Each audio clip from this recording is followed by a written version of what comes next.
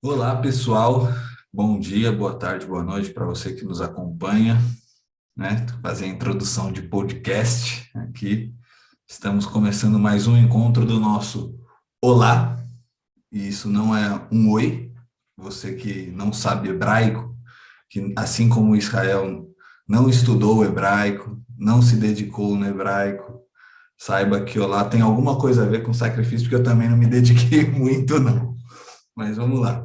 Estamos hoje recebendo com a gente o Reverendo Giordano para continuar a conversa que já está disponível no nosso canal do YouTube. Primeira vez que o Giordano se reuniu com a gente no nosso encontro presencial em São Paulo. Você pode acompanhar no nosso canal no YouTube. E hoje a gente vai dar seguimento com essa conversa. Espero que seja uma conversa que nos edifique, para usar uma palavra cristã, para você que acha que a gente não é crente, a gente é sim, e que seja um encontro benéfico. Obrigado pela sua presença. Jordano, está contigo, meu irmão. Seguimos daqui. Obrigado por aceitar mais uma vez esse convite. É um prazer tê-lo conosco. Obrigado, gente. Para mim é um grande prazer, grande satisfação estar com vocês aqui. E vamos continuar falando sobre sacrifício. Esse tema sobre o sacrifício é um tema que tem muitas perspectivas, são muitas questões, e eu acredito que existem muitas contribuições diferentes que podem ser dadas. E uma das reflexões que eu acho que são importantes fazer, e que alguém em algum momento vai fazer, especialmente se for uma pessoa cristã, vai fazer reflexão sobre o sentido do sacrifício no Novo Testamento e na origem do cristianismo, e particularmente na vida de Jesus. Então, existe uma linguagem muito usada no mundo evangélico de que Cristo veio para morrer. E essa linguagem, ela é um dos suportes da linguagem da substituição penal, da teologia da substituição penal. Resumindo, a ideia da substituição penal é a de que Deus é irado com a humanidade, mas desejoso de perdoar talvez algumas pessoas, pune Cristo no lugar daqueles que ele puniria. Então, Cristo, ele se torna um réu substituto de outras pessoas. E essas outras pessoas podem ser apenas alguns eleitos, ou talvez a humanidade inteira, isso depende um pouco de onde está encaixado, mas basicamente a ideia é essa. A ideia é de que Deus, ele não vai perdoar sem punir, de que Deus, ele precisa ver uma quantidade ali de violência sendo praticada contra alguém para poder perdoar outra pessoa. Então, se há um mal praticado, nessa lógica, existe uma necessidade de que haja uma quantidade de violência em resposta. Então, essa imagem da substituição penal se baseia numa perspectiva ou numa representação de Deus que é de fundo violenta. E, embora muitos cristãos com certeza encontrem consolação nessa ideia de que se Cristo sofreu e foi punido no lugar delas, elas não precisam mais ser punidas, ainda assim a imagem de Deus que resta é a imagem violenta. E é uma imagem que, inclusive, manifesta essa violência com aqueles que são de fora, né? Então, muitas pessoas, na época em que a gente está, têm percebido esse pano de fundo violento na imagem de Deus e têm procurado uma perspectiva diferente. E eu acredito que voltar os olhos para aquilo que foi o cristianismo nas origens, ou o que foi o movimento cristão, ou como queiramos chamar, nas origens, nos dá uma perspectiva interessante e diferente, e muita coisa pode ser observada além disso. Em vários momentos no Novo Testamento, Cristo disse: para isso eu vim. E é interessante que em nenhum momento ele disse isso com respeito à sua morte. Ele não disse: eu vim para morrer. Ele disse: para isso eu vim, com respeito a várias outras coisas. Então, é sobre essas outras coisas que a gente vai conversar aqui. Existem diferentes construções da redenção nas origens cristãs. E essa expressão redenção precisa ser colocada aí em discussão, tá? O que significa redenção? Eu digo isso porque, para as pessoas que estão acostumadas a imaginar a obra de Cristo, aquilo que ele fez e aquilo que ele representa em termos da substituição penal, vão acabar lendo essa mesma ideia em outras expressões. Então, toda vez que você lê na Bíblia falar de redenção, você pensa, a redenção é Cristo punido no meu lugar. Toda vez que você lê na Bíblia, Cristo morreu por nós, você pensa, morreu por nós, punido pelo Pai. Toda vez que você lê sacrifício na Bíblia, você pensa, o sacrifício é uma punição. Se você é acostumado a imaginar a obra de Cristo como substituição penal, você naturalmente vai interpretar esses outros textos da Bíblia como significando substituição penal. Então, o exemplo clássico, né, lá em Isaías 53, o castigo que nos traz a paz estava sobre ele. Você vai imaginar o castigo que nos traz a paz estava sobre ele no sentido de o castigo que nós merecíamos, você acrescenta isso sem perceber. Sem perceber, você acrescenta essa expressão. O castigo que nós merecíamos, mentalmente você interpreta, o Pai lançou sobre ele. Então, para que nós pudéssemos ser perdoados, para que nós não fôssemos punidos. Então, existe muita coisa que é acrescentada ao texto bíblico e tem muita coisa que pode ser lida. Então, pode ser relida, melhor dizendo. Então, existem muitos textos e a gente vai tratar aqui de alguns deles. Mas, para isso, a gente precisa entender qual é o pano de fundo de toda essa história. Então, o pano de fundo é a maneira como os cristãos viram aquilo que aconteceu em Jerusalém quando Jesus de Nazaré foi crucificado. Aconteceram coisas antes que ajudam a entender, a gente vai mencionar essas coisas que aconteceram antes, mas nos coloquemos aqui por um instante diante da crucificação. Imaginemos que nós somos alguns daqueles galileus que seguiram Jesus de Nazaré até a Judéia, até Jerusalém, por volta da época da Páscoa, uma celebração em que judeus de várias partes iam a Jerusalém, e especialmente aqueles judeus que estavam geograficamente mais perto. Pela lei de Moisés, todo judeu ele tinha por obrigação que ir a Jerusalém. A gente sabe que na prática não era exatamente assim, mas pela lei de Moisés, como está no Antigo Testamento, aquilo que nós chamamos de Antigo Testamento, todo judeu deveria, né? E é interessante que essa é uma obrigação que dizia respeito na lei aos homens, né? As mulheres, elas tinham um lugar à parte na religião. Então, os homens eles eram obrigados a ir a Jerusalém para celebrar, e é interessante que se diga em Jerusalém. Não é isso que os judeus necessariamente fazem hoje, tá? Mas na época de Jesus, Jerusalém concentrava o culto.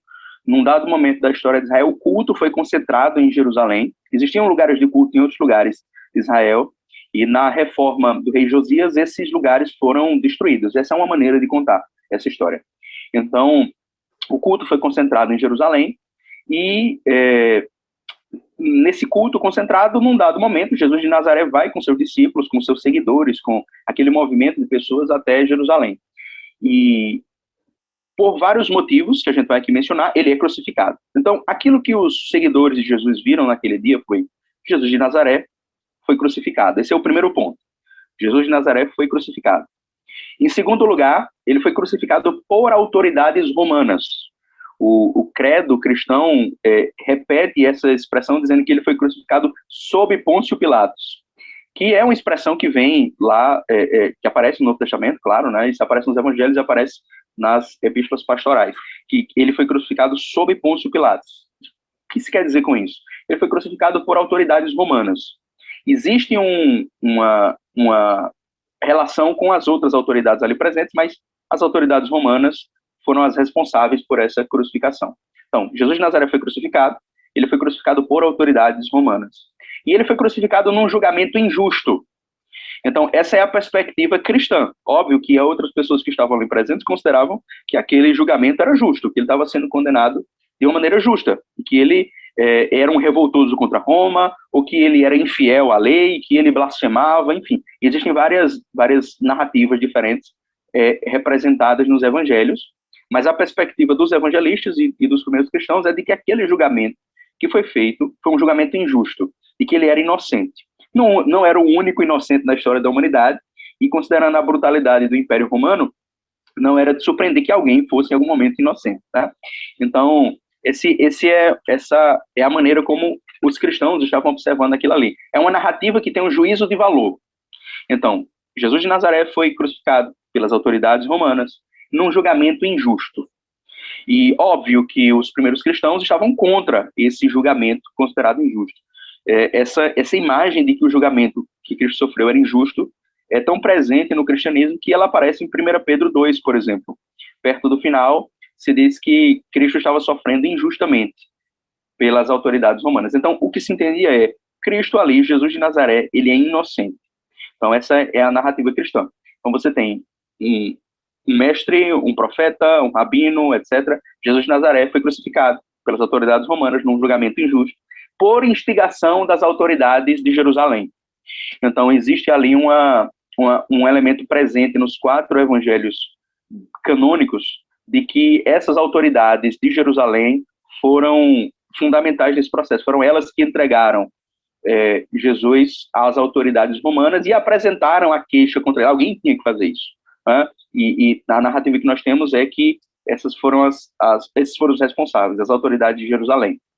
E, por trás disso, se os primeiros cristãos acreditavam que Jesus era mais do que apenas um mestre, eles entendiam que havia ali um plano divino. Algo estava acontecendo ali. Os evangelhos representam isso através das maneiras como Cristo 3 vezes prenuncia que irá morrer. Né? E 3 vezes no evangelho de Mateus, 3 vezes no evangelho de Marcos, Mateus repetindo Marcos, e 2 vezes no evangelho de Lucas, Cristo prediz a sua crucificação. No evangelho de João isso também aparece, mas de outras maneiras, não é repetindo aquilo que aparece em Marcos.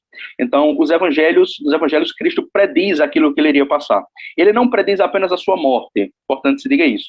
Ele prediz várias coisas que iriam acontecer ali, que ele seria entregue, julgado, morto e ressuscitaria.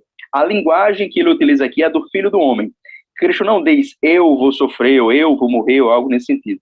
Ele diz que o Filho do Homem vai passar por tais coisas. Então, ele começa a revelar isso. E nos evangelhos, naturalmente, manifesta aquela confusão sobre o que é isso. Como assim o Filho do Homem vai passar por... O que é que isso quer dizer? Né? Então, é uma narrativa com juízo de valor. Jesus de Nazaré foi crucificado pelas autoridades romanas num julgamento injusto, por instigação das autoridades de Jerusalém, autoridades religiosas, e havia ali, nessa interpretação cristã, um plano divino. Algo estava acontecendo ali. Tá? Então, a pergunta que a gente faz é, diante disso, por que os primeiros cristãos começaram a interpretar aquilo que aconteceu ali como um sacrifício? Por que eles usaram essa categoria do culto de Israel para interpretar aquilo que estava acontecendo ali? O que foi que eles viram ali que os levou a entender aquilo como um sacrifício? Então, uma coisa que eu acho que é importante a gente entender é que existia uma teologia do martírio no judaísmo do Segundo Templo. Existia uma maneira particular de entender o martírio. Então, o mártir, nós entendemos assim, nesse contexto inicial, não a palavra mártir, mas a figura do mártir, é aquela pessoa que morre em obediência à Torá. Então, a figura do mártir começa a se desenvolver 200 anos antes de Cristo. Né? A figura teológica do judaísmo do Segundo Templo começa a se desenvolver mais ou menos 200 anos antes de Cristo, na época dos Asmoneus, que nós conhecemos como Macabeus. Então, nesse período, o que existe ali é uma tentativa da liderança síria helênica de assimilar os judeus a um certo tipo de religiosidade mais comum, mais amplo, né? Ou seja, de diminuir as diferenças ali. E aí, essa tentativa de assimilação encontrou resistência por parte dos judeus. Eles não queriam deixar os seus costumes ancestrais. E então, eles resistiram a essa tentativa de assimilação religiosa, e por isso, muitos deles morreram. Então, muitos deles foram mortos pelas autoridades por essa fidelidade. E esses ficaram conhecidos como os macabeus. A linguagem que foi empregada para descrever isso é a linguagem do zelo. Eles foram zelosos pela lei e, por isso, estavam dispostos a morrer. Então, como nessa época já havia a crença na ressurreição, o fundamento do martírio é a ideia de que o mártir, em algum momento, vai ser ressuscitado. Ou seja, que o mártir ele vai ter direito a essa ressurreição. Se não fosse assim, se não houvesse alguma crença a respeito da vida após a morte, o martírio seria um pouco mais difícil de entender. Mas como havia uma crença, especialmente ligada à ressurreição, a narrativa dos Macabeus conecta isso à ressurreição. Existem narrativas alternativas no judaísmo da época que não conectam à ressurreição, mas a existência, a continuidade da alma após a morte. Isso também faria sentido no contexto do martírio, mas algum tipo de imagem tinha que ter. Então, na narrativa de 1ª e 2ª Macabeus, por exemplo, o que existe ali é a conexão com a ressurreição. Então, existe a ideia de que o mártir ele vai ressuscitar e que ele, por ele morrer em obediência, ele tem um mérito diferente de outras pessoas. Então, a gente pode colocar da seguinte maneira: existem duas situações. Uma é a situação daquele que vive num país onde todo mundo é hipoteticamente obediente à Torá, e ele vive tranquilamente, ele obedece ali, e para Deus aquilo ali está correto.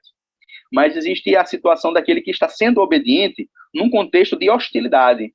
Então, se entendia na mentalidade judaica que essa pessoa tinha um mérito a mais, justamente porque ela está obedecendo num contexto que não é favorável. Então, por ela ter um mérito a mais, Deus se utiliza desse mérito a mais para, de certa maneira, que eu vou explicar, abençoar o resto da nação. Então, a narrativa que está lá em 2ª Macabeus, ela está ligada a isso. E existem vários outros textos do judaísmo da época que ligam, que conectam a figura do mártir a um certo tipo de expiação. Então, isso antes de Jesus aparecer em cena, tá? Já existia uma teologia do martírio que conectava o martírio à expiação. Está lá em 2ª Macabeus, eu vou ler aqui o texto de 2ª Macabeus 7, o trecho que é relevante para a gente entender isso, mas isso aparece em outros textos também. Um texto que é muito conhecido no judaísmo é o texto da figura dos 10 mártires. Vale a pena pesquisar sobre esse texto dos 10 mártires e vale a pena estudar isso. Existem muitos trabalhos acadêmicos sobre isso, então vale a pena conhecer.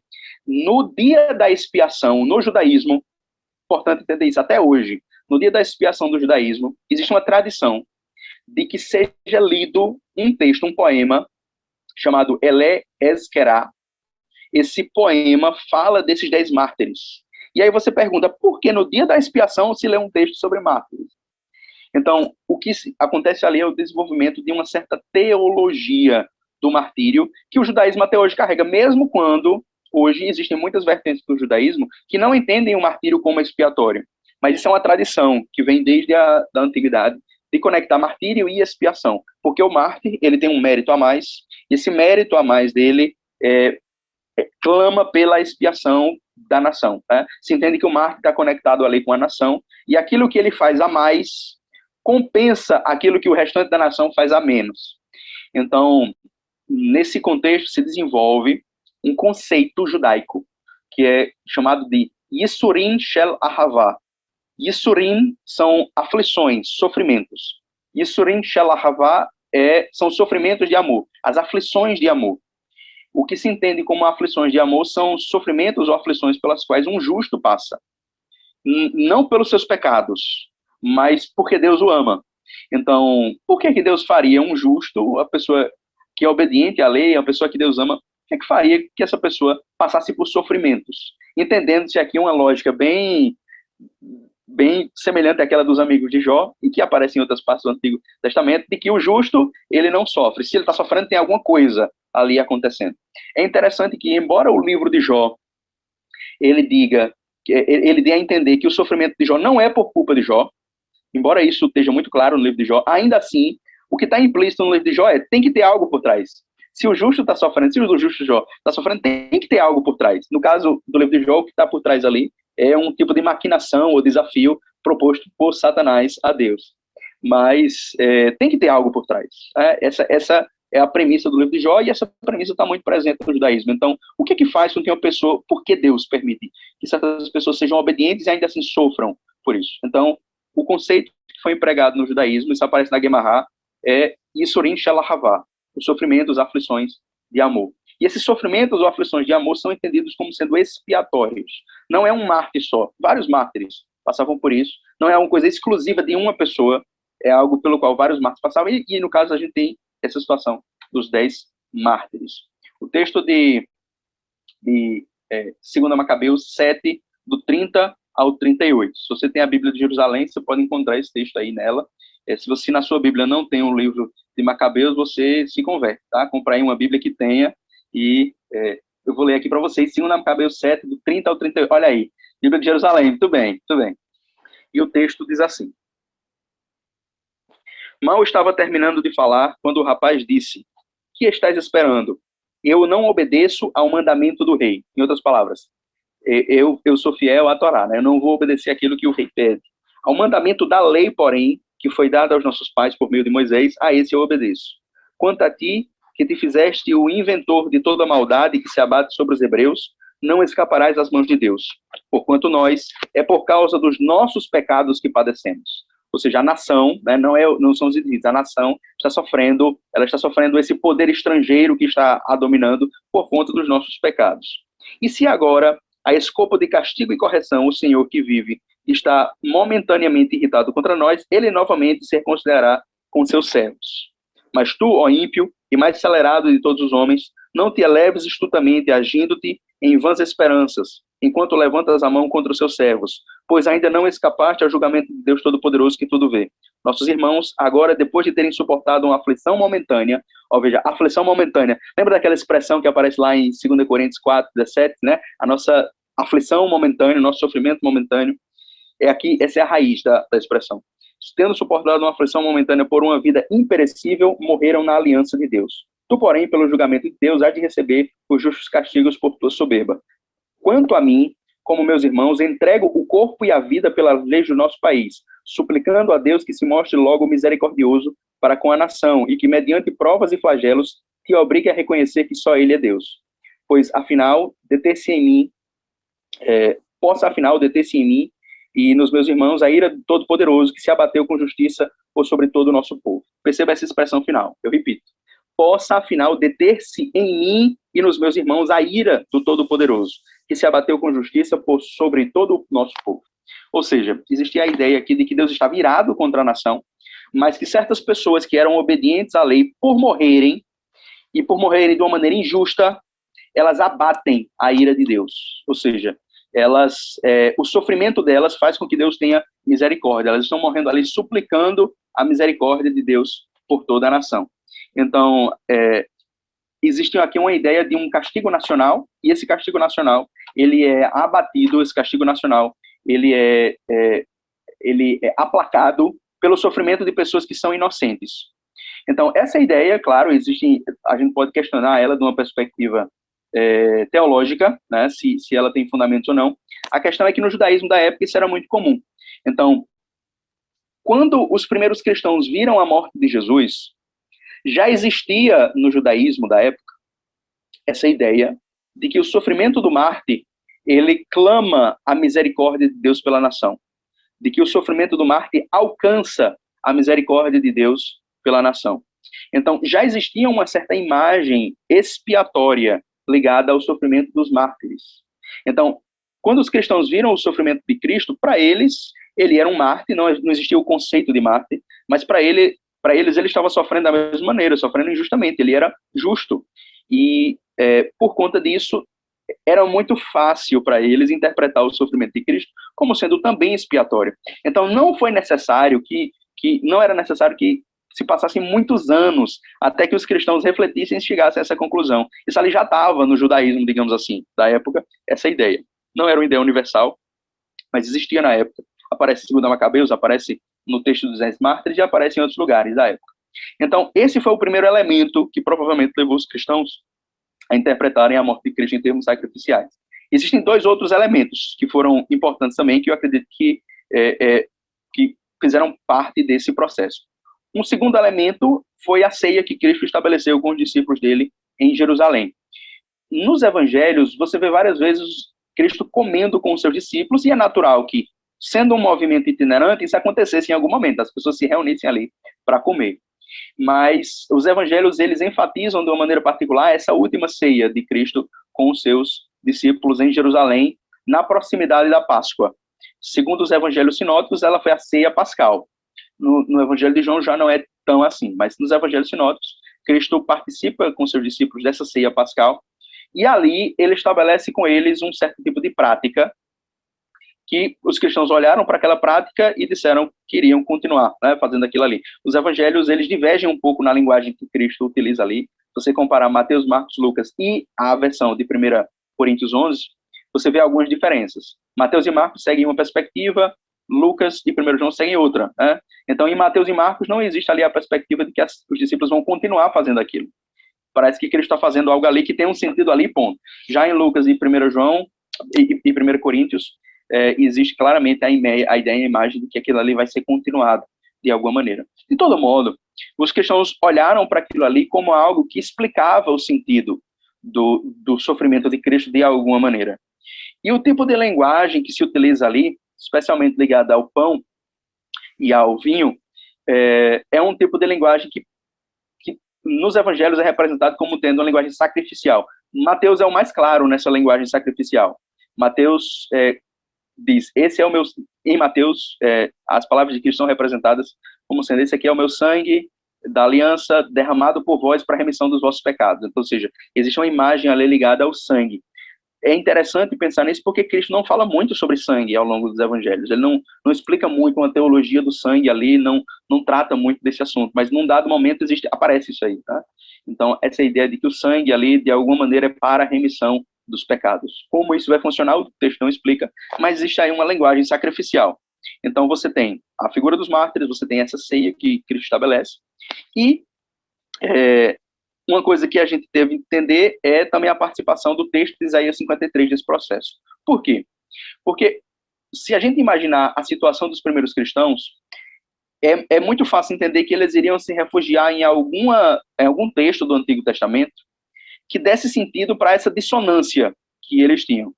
Qual era a dissonância? A dissonância de termos um mestre, que nós acreditamos que ele é o Messias, mas ao mesmo tempo esse mestre foi condenado pela nação dele. Ele deveria reinar sobre a nação, mas ele foi condenado pela nação. Essas duas ideias se chocam. Então, os primeiros cristãos estavam diante dessa dissonância, e as pessoas que não eram cristãs enfatizavam essa dissonância, de que aquilo ali não fazia sentido para elas. Então, os primeiros cristãos procuraram no Antigo Testamento, nas Escrituras de Israel, algum texto que pudesse fazer sentido para eles. E um dos textos que fazem sentido nesse processo, além dos Salmos, porque várias vezes nos Salmos existe esse sofrimento do justo, mas algo mais enfático foi Isaías 53. Isaías 53 é um texto em que aparece ali a nação, mas o sofrimento também. E em Isaías 53, a maior parte daquilo que aparece em Isaías 53 não é linguagem sacrificial. Se a gente pegar a maior parte daquilo da linguagem que está ali, não é o mesmo tipo de linguagem que aparece nos textos de Levítico, etc. Mas existem algumas coisas que são. Algumas coisas ali são de linguagem sacrificial. E mais claramente, a palavra oferta ali. Perto do final do capítulo, existe a palavra oferta. Ele vai oferecer a sua alma, ele vai dar a sua alma como oferta pelo pecado, ou oferta pela culpa. Hasham, em hebraico. Então, a expressão que é utilizada ali é uma expressão sacrificial, é uma expressão que aparece em Levítico e aparece em outros textos sacrificiais. Então, o texto em que os cristãos se socorrem para entender melhor e para suavizar a dissonância que eles tinham, é um texto que já tem uma linguagem sacrificial.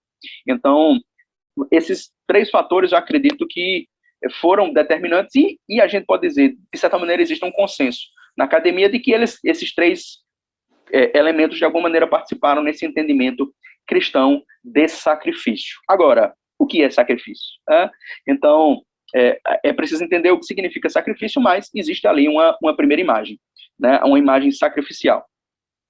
Quando os cristãos, agora retornando a um tempo anterior à morte de Jesus, quando os cristãos, ou os primeiros seguidores de Jesus, estavam ao seu redor, ou caminharam com ele pela Galileia, pela Judeia, etc., eles viam ali, a gente pode imaginar, um rabino, um profeta, e existe ali uma imagem também de servo, de alguém que quer servir as pessoas, de alguém que quer manifestar um certo tipo de ética. Então, uma primeira imagem que as pessoas tiveram de Jesus é essa imagem de uma figura exemplar, de um certo líder carismático, exemplar, e nesse processo alguém que ensinava, alguém que guiava as pessoas. Essa foi uma primeira imagem de Jesus. A partir dessa primeira imagem de Jesus, a morte dele pode ser interpretada como um assassinato. Então, a primeira leitura, a leitura mais fácil de fazer da morte de Cristo, é a leitura de sua morte como um assassinato, de que ele sofreu uma violência injusta. Como eu disse, essa imagem da violência injusta aparece lá em 1 Pedro 2, do 20 ao 24, E essa ideia da morte injusta, no nosso tempo, na época que nós estamos, é uma ideia valiosa, é uma ideia importante, mas é necessário tomar cuidado com ela por um motivo, que é o motivo daquela carta que eu carrego na minha carteira sempre, que é o do antissemitismo. Por quê? É muito fácil nós atribuirmos a morte de Cristo, esse assassinato, a toda uma nação, atribuir a morte de Cristo aos judeus e dizer que até hoje eles são culpados da morte de Jesus, etc., algo nesse sentido. Isso aconteceu. Os cristãos, ao longo dos séculos, usaram essa linguagem e culparam os judeus pela morte de Jesus. Não culparam aquelas autoridades de Jerusalém apenas, culparam os judeus. E culparam os judeus até a nossa época. Então, esse é perigoso. Esse é um dos motivos pelos quais é importante preservar a ideia de que há ali um assassinato cometido, uma grande injustiça, mas é preciso tomar esse cuidado também, de que isso não seja usado como uma maneira nesse jogo político, né, entre cristãos, judeus, etc.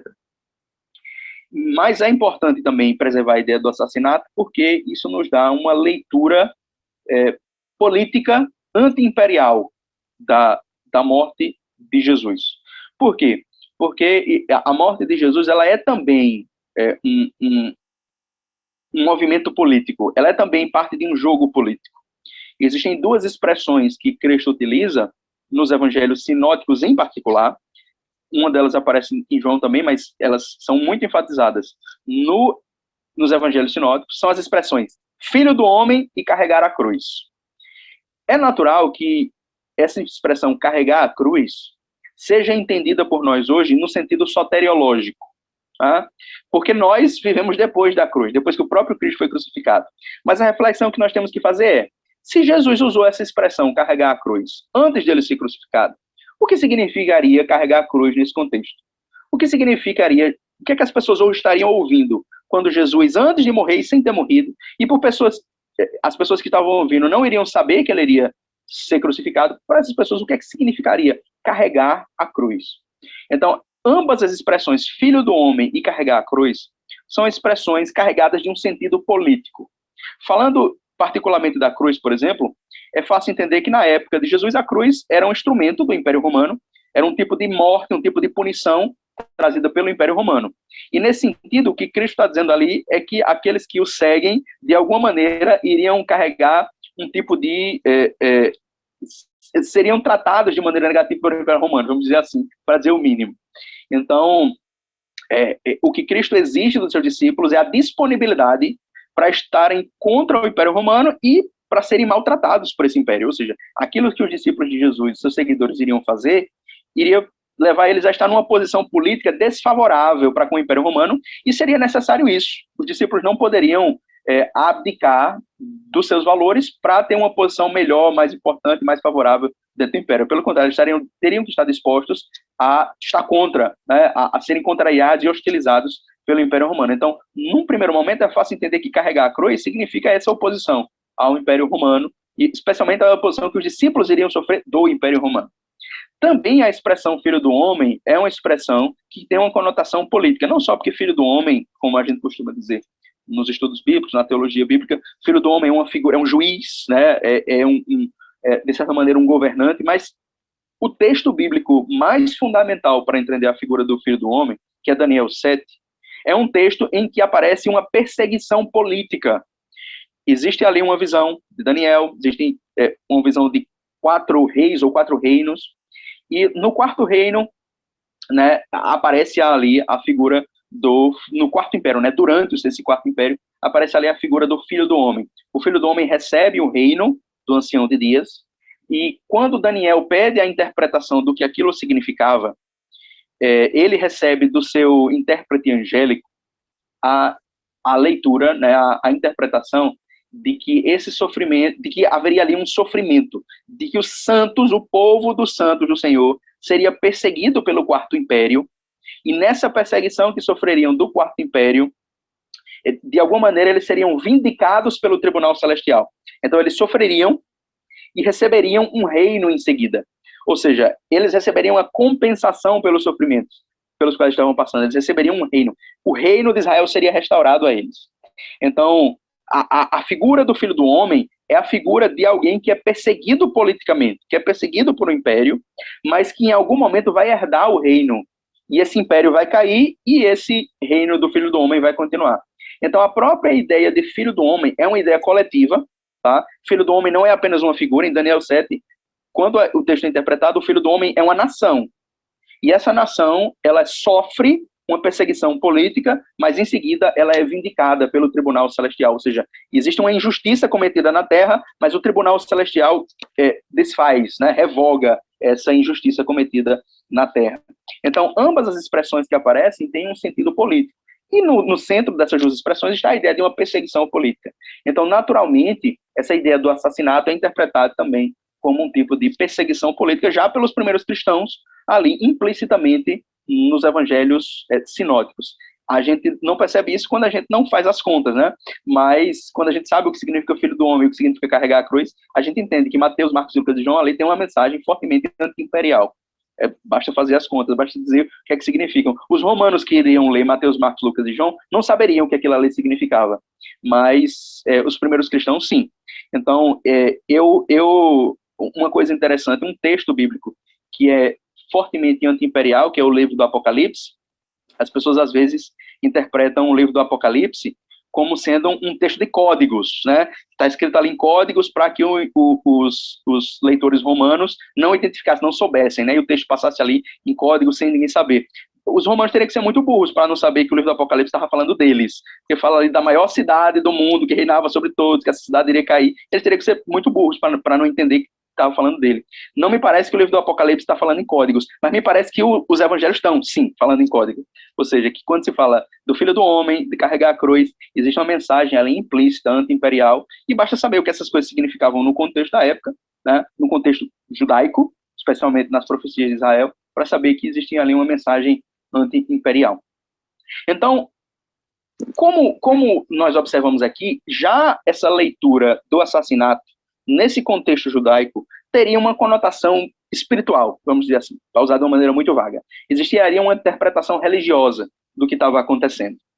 E no judaísmo apocalíptico da época, o entendimento que havia, especialmente nos manuscritos do Mar Morto, mas no judaísmo apocalíptico de maneira geral, uma das maneiras de entender isso é de que o nosso mundo, o mundo em que nós vivemos, ele vive no conflito ou no confronto de dois tipos de forças, as forças das trevas e as forças da luz, vamos colocar dessa maneira. Em Qumran, eles diriam, é o espírito da verdade e o espírito do erro, o espírito da verdade e o espírito da mentira. Existiria uma luta, um conflito no mundo entre esses dois espíritos.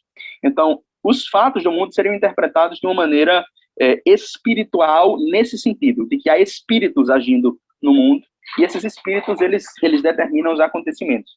Então, uma outra chave de leitura dentro do judaísmo apocalíptico seria: deve existir algum tipo de confronto espiritual acontecendo que determinou a morte de Jesus. Existe ali um tipo de batalha, um tipo de drama cósmico que está acontecendo. E esse drama cósmico é um drama cósmico de opressão e libertação. Os cristãos depois deram a esse tema, né, o nome de Christus Victor, Cristo vencedor. De alguma maneira, naquela crucificação ali, Cristo está realizando algum tipo de vitória, né? Então, esse nome Christus Victor é um nome que nós usamos, é um nome que eu uso também, mas ele, de certa maneira, é um nome infeliz, porque o que está em jogo ali não é apenas uma vitória que está sendo realizada, porque só uma vitória significa o quê? Mas o que está acontecendo é principalmente um drama de opressão e libertação. Opressão e libertação são os contextos mais importantes para entender isso. Então, os primeiros cristãos puderam, usando essa lente também apocalíptica, também do que havia no judaísmo da época, interpretar o sofrimento de Jesus como um tipo de reconstrução teológica apocalíptica do assassinato. Ou seja, o assassinato, por Jesus ser uma figura importante, não pode ser apenas um assassinato. É necessário que haja certas forças das trevas agindo por trás desses assassinos. Esses assassinos de Jesus são instrumentos de certas forças das trevas. Esse tipo de linguagem aparece nos evangelhos também. Aparece particularmente em Lucas e em João. Tá? Lucas trata aquele sofrimento de Jesus como a hora das trevas, e João diz claramente, no Evangelho de João, capítulo 12, Jesus joanino diz claramente que agora será expulso o príncipe desse mundo. E conforme o momento de Cristo ser crucificado se aproxima, Cristo diz, aí está vindo o maligno, né, o inimigo. Então, existe a ideia de que o próprio Judas, discípulo de Jesus, estava possuído por essas forças das trevas. Os evangelhos dizem que Satanás ou o diabo o possuiu.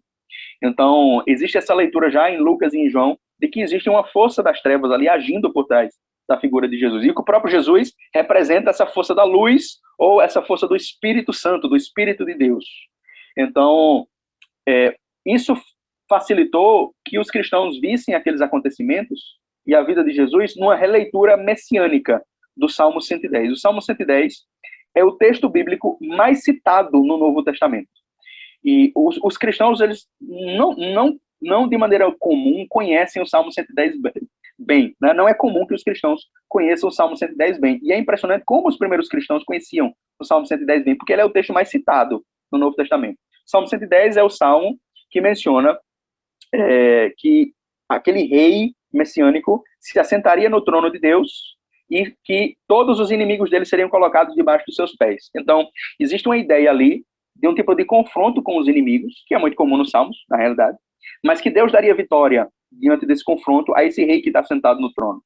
Então, os primeiros cristãos usaram essa linguagem para entender o tipo de batalha espiritual que estaria acontecendo ali em torno da figura de Jesus. Jesus se sentaria no trono, e assentado no trono haveria uma batalha na qual ele gradativamente colocaria os seus inimigos debaixo de seus pés. É assim que aparece em Hebreus 10, é assim que aparece em 1 Coríntios 15, é assim que aparece em vários textos. O livro do Apocalipse está cheio disso, né? Está cheio. O livro do Apocalipse tem muito dessa linguagem. Então, os conceitos que são empregados aí são os conceitos, como eu disse, de opressão, de libertação, mas o Novo Testamento também utiliza duas outras expressões, redenção e resgate. Então, como eu disse no começo, para uma pessoa que está acostumada a ver a morte de Jesus ou a redenção como substituição penal, na hora que ela pensa em redenção ou resgate, ela pensa num resgate pago ao Pai. Então, você tem ali um tipo de punição que funciona como um resgate pago ao Pai, algo nesse sentido. Mas não é exatamente isso que significava resgate no contexto da época de Jesus. Resgate ou redenção era um tipo de linguagem que funcionava num contexto escravista, num universo escravista. Você tinha figuras que eram escravizadas, e essas figuras que eram escravizadas, elas podiam ser libertas da sua escravidão de várias maneiras. Né? Então, havia uma certa maneira de alforriar, usando já uma linguagem mais brasileira, existia uma maneira de alforriar esses escravos. Então, um preço que era pago para libertar um escravo era chamado de redenção ou resgate. O resgate era um preço pago para que um escravo fosse liberto. Às vezes, isso era usado de uma maneira metafórica, tá? Uma linguagem figurada, para indicar um tipo de libertação que não envolvesse pagamento, mas o sentido literal da redenção ou resgate era um pagamento que se fazia para libertar um escravo.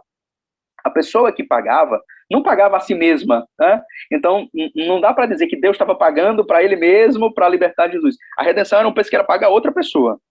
Óbvio que os primeiros cristãos fizeram essa pergunta, mas se Jesus está pagando um resgate por nós, ou seja, ele está pagando um preço para que nós, escravos, sejamos libertos, a quem ele está pagando esse resgate? Se eu digo que ele está pagando ao Pai, então o escravista é o Pai. Né?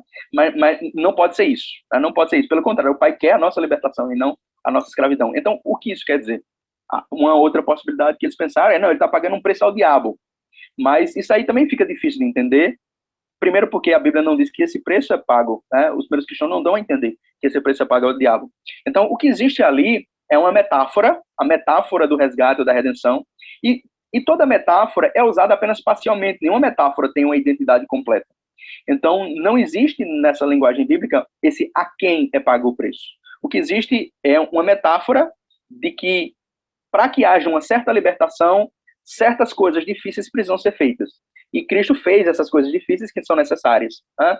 Então, a gente diz, por exemplo, que uma pessoa que estudou muito para passar numa prova, ela pagou o preço. Mas ela não pagou o preço a ninguém, ela não pagou a ela mesma, não pagou a outra pessoa, é apenas no sentido metafórico de que ela fez algo difícil para poder chegar no objetivo que ela tinha. Então, é mais ou menos nesse sentido que se falaria como resgate. Então, é importante que isso fique claro, porque aí também está implícita uma outra imagem sobre Deus. É um Deus que apoia a escravidão ou é um Deus que liberta os escravos? Então, se eu digo que Deus recebe preço por escravos, é um Deus que apoia a escravidão. Mas a imagem que o Novo Testamento passa é de um Deus que liberta escravos. E por isso é que o texto do Êxodo foi tão importante no Novo Testamento. Ou seja, a narrativa do Êxodo. A narrativa de um Deus que liberta escravos. De um Deus que não apoia essa escravidão. E aí Cristo é representado pelos primeiros cristãos dessa maneira, como um Deus que liberta escravos, e não como um Deus que apoia ou mantém a escravidão. Essa escravidão aí é entendida no sentido, no contexto de libertação espiritual. Então você tem a imagem do assassinato, a imagem de um drama cósmico de opressão e libertação, e você tem também hermenêuticas, já mencionadas aqui, sacrificiais e expiatórias, ou seja, uma leitura de que aquilo que Cristo está fazendo ali é um sacrifício a Deus. Veja, o sacrifício não era um tipo de punição, tá? Então, quando um animal ele era sacrificado em Israel, ele não estava sendo punido no lugar do seu dono. É muito fácil entender isso quando a gente entende que até mesmo os animais que eram oferecidos e não eram por expiação, morriam. A morte do animal ela não pode ser interpretada como uma punição, porque até quando não havia pecado, o animal morria. O que acontecia ali na morte do animal é que ele morria para que houvesse uma refeição, para que as pessoas comessem aquela carne, ou para que aquela carne fosse inteiramente oferecida a Deus, de certo modo. Então, a interpretação sacrificial já existia, como eu disse, no martírio do judaísmo do segundo tempo, e o sacrifício, na fala que eu fiz no nosso encontro, o sacrifício ele já era interpretado como um tipo de obra do coração, né? Um tipo de atitude interior, e não como uma destruição. Então, já existia essa interpretação sacrificial do martírio no judaísmo do segundo tempo, entendimento de que aquilo que o mártir passava era um tipo de sacrifício, trazia uma expiação para a nação, e isso mostra continuidade com a linguagem de Paulo e de vários trechos do Novo Testamento, tá? Onde aquilo que é feito é tratado como aceitável, como sacrifício aceitável, como sacrifício aprazível. Então, o sacrifício é uma homenagem que é prestada a uma divindade. Basicamente, o sacrifício é isso. Uma homenagem que é prestada a uma divindade. Agora, que tipo de homenagem? Né? Não dá para a gente pegar todas essas homenagens que são prestadas e colocar todas na mesma categoria. Porque, inclusive, a gente mencionou isso no nosso encontro também. Não dá para ter uma definição única de sacrifício. Até dizer que o sacrifício é uma homenagem prestada a uma divindade, não é suficientemente claro. Existem outras homenagens que são prestadas à divindade além disso. E de que maneira essa divindade está sendo homenageada? Tá? É uma definição vaga demais. Ela não é clara o suficiente. A gente não tem como ter uma definição que seja clara o suficiente. O que existe são práticas sacrificiais. Mas, de todo modo, no sacrifício você tem uma homenagem prestada à divindade. Então, de alguma maneira, a obediência de Cristo, assim como a obediência dos mártires antes dele, era um tipo de homenagem prestada a uma divindade. E existem outras linguagens que aparecem no Novo Testamento também. Então, um texto que eu quero tratar aqui, para a gente finalizar essa fala, é o texto de Gálatas 3. Tá? O texto de Gálatas 3 é um texto que é lido ou interpretado muitas vezes como significando essa punição ou esse sofrimento punitivo de Cristo, justamente, inclusive, porque as traduções não são favoráveis. Se você for ler Gálatas 3 na Bíblia de Jerusalém, você vai ler uma coisa. Se você for ler, por exemplo, a Almeida Revista Atualizada, não sei se alguém tem ela aí, você vai ler outra coisa. A Bíblia Almeida Revista Atualizada, assim como a nova Almeida Atualizada, inclusive, muda algumas expressões. Existe uma coisa que, na minha opinião, é um crime que é cometido pela Almeida Revista Atualizada e a nova Almeida Atualizada, em dois textos, em Gálatas 3 e em 1 Pedro 2. Nesses textos, onde a expressão bíblica é por nós, os tradutores vertem como em nosso lugar. Ora, se eu troco por nós em nosso lugar, eu estou orientando a interpretação de uma certa maneira. Então, às vezes, as pessoas têm dificuldade de pensar em algo diferente da substituição penal, e o motivo é que a própria tradução não ajuda. A própria tradução orienta para que seja nessa direção, especialmente traduções evangélicas. Então, esse texto de Gálatas 3, eu acredito que ele mostra algo interessante e importante. E que, de certa maneira, conecta várias das preocupações do apóstolo Paulo. É Gálatas 3, do 10 ao 14. O texto diz o seguinte, vou ler aqui na Jerusalém. E os que são pelas obras da lei, ou seja, aquelas pessoas que nós costumamos chamar de judaizantes, esses estão debaixo de maldição, pois está escrito, maldito todo aquele que não se atém a todas as prescrições que estão no livro da lei para serem praticadas. Pouco de contexto. Paulo fala de pessoas que queriam que os gálatas tivessem uma obediência mais estrita à lei de Moisés, Mas essas mesmas pessoas não tinham essa obediência estrita. Paulo ele explica isso em Gálatas 6. Essas próprias pessoas, elas não eram obedientes assim, mas elas tinham um motivo pelo qual elas queriam que os Gálatas fossem obedientes à lei, para ter um certo tipo de autoridade ali sobre essas pessoas. Então, por isso ele diz, maldito todo aquele que não se atém a todas as prescrições que estão escritas no livro da lei para serem praticadas. Em outras palavras, essas pessoas que dizem que vocês devem obedecer toda a lei de Moisés não cumprem, então elas mesmas estão debaixo da maldição que elas querem lançar sobre vocês. Né? Existe uma nota de ironia aí no que Paulo diz. E que pela lei ninguém se justifica diante de Deus, é evidente, pois o justo viverá pela fé. Ora, a lei não é pela fé, mas quem pratica essas coisas, por elas viverá. Cristo nos resgatou da maldição da lei, tornando-se maldição por nós. Esse é o trecho mais importante aqui daquilo que a gente vai falar. Tornando-se maldição por nós. Porque está escrito, maldito todo aquele que é suspenso no madeiro, a fim de que a bênção de Abraão em Cristo Jesus se estenda aos gentios, e para que pela fé recebamos o Espírito prometido. Perceba, como é que a substituição penal vai ler esse texto aqui? Vai ler da seguinte maneira. Versículo 13. Cristo nos resgatou da maldição da lei, tornando-se maldição em nosso lugar, não apenas por nós, mas em nosso lugar. Porque está escrito, maldito todo aquele que é suspenso no madeiro, a fim de que nós sejamos perdoados dos nossos pecados. Mas não é isso que o texto diz. O texto não está falando de perdão de pecados. O texto diz, a fim de que a bênção de Abraão em Cristo Jesus se estenda aos gentios. Ou seja, o motivo pelo qual Cristo está sofrendo essa maldição, que a gente vai entender aqui o que significa, não é que outras pessoas não sejam punidas pelo Pai. Não tem um contexto aqui de despunição. O propósito pelo qual Cristo se torna maldição é para que a bênção passe aos gentios. Então, que lógica é? Não, como assim? Como é que uma coisa leva a outra, né? Como é que essa maldição de Cristo leva a essa bênção para os gentios? Então, tem uma dinâmica aí, maldição e bênção. O que é que isso tem a ver? Então, uma coisa interessante é que o texto de Deuteronômio que Paulo cita diz, maldito todo aquele que é suspenso no madeiro. Ele está falando aqui daquelas pessoas que eram condenadas antigamente, que eram colocadas num madeiro, não era uma cruz, né? Os judeus eles não crucificavam, mas eles penduravam a pessoa ali. Uma das maneiras que a gente pode entender isso é a forca, tá? Que aparece lá no livro de Esther. Então, provavelmente esse madeiro era um tipo de forca que as pessoas nas quais as pessoas eram enforcadas, ou talvez algum tipo de madeira em que elas eram presas, mas provavelmente uma forca. Então, essas pessoas elas eram enforcadas e eram consideradas malditas. Perceba, isso não significava que só pelo fato da pessoa estar crucificada, aqui no contexto do Novo Testamento, ou no contexto mais antigo, enforcada, o que quer que seja, ela se torna maldita pelo objeto. Ela é maldita pelo crime que ela cometeu. E é colocada ali em razão disso. Então, ou seja, aquele que é colocado naquele lugar é maldito pelo crime que cometeu. Maldito, o que significa maldito? Maldito significa que essa pessoa ela é execrada pelas pessoas em redor. Existe ali um tipo de execração pública, um tipo de zombaria pública contra essa pessoa, um tipo de acusação pública.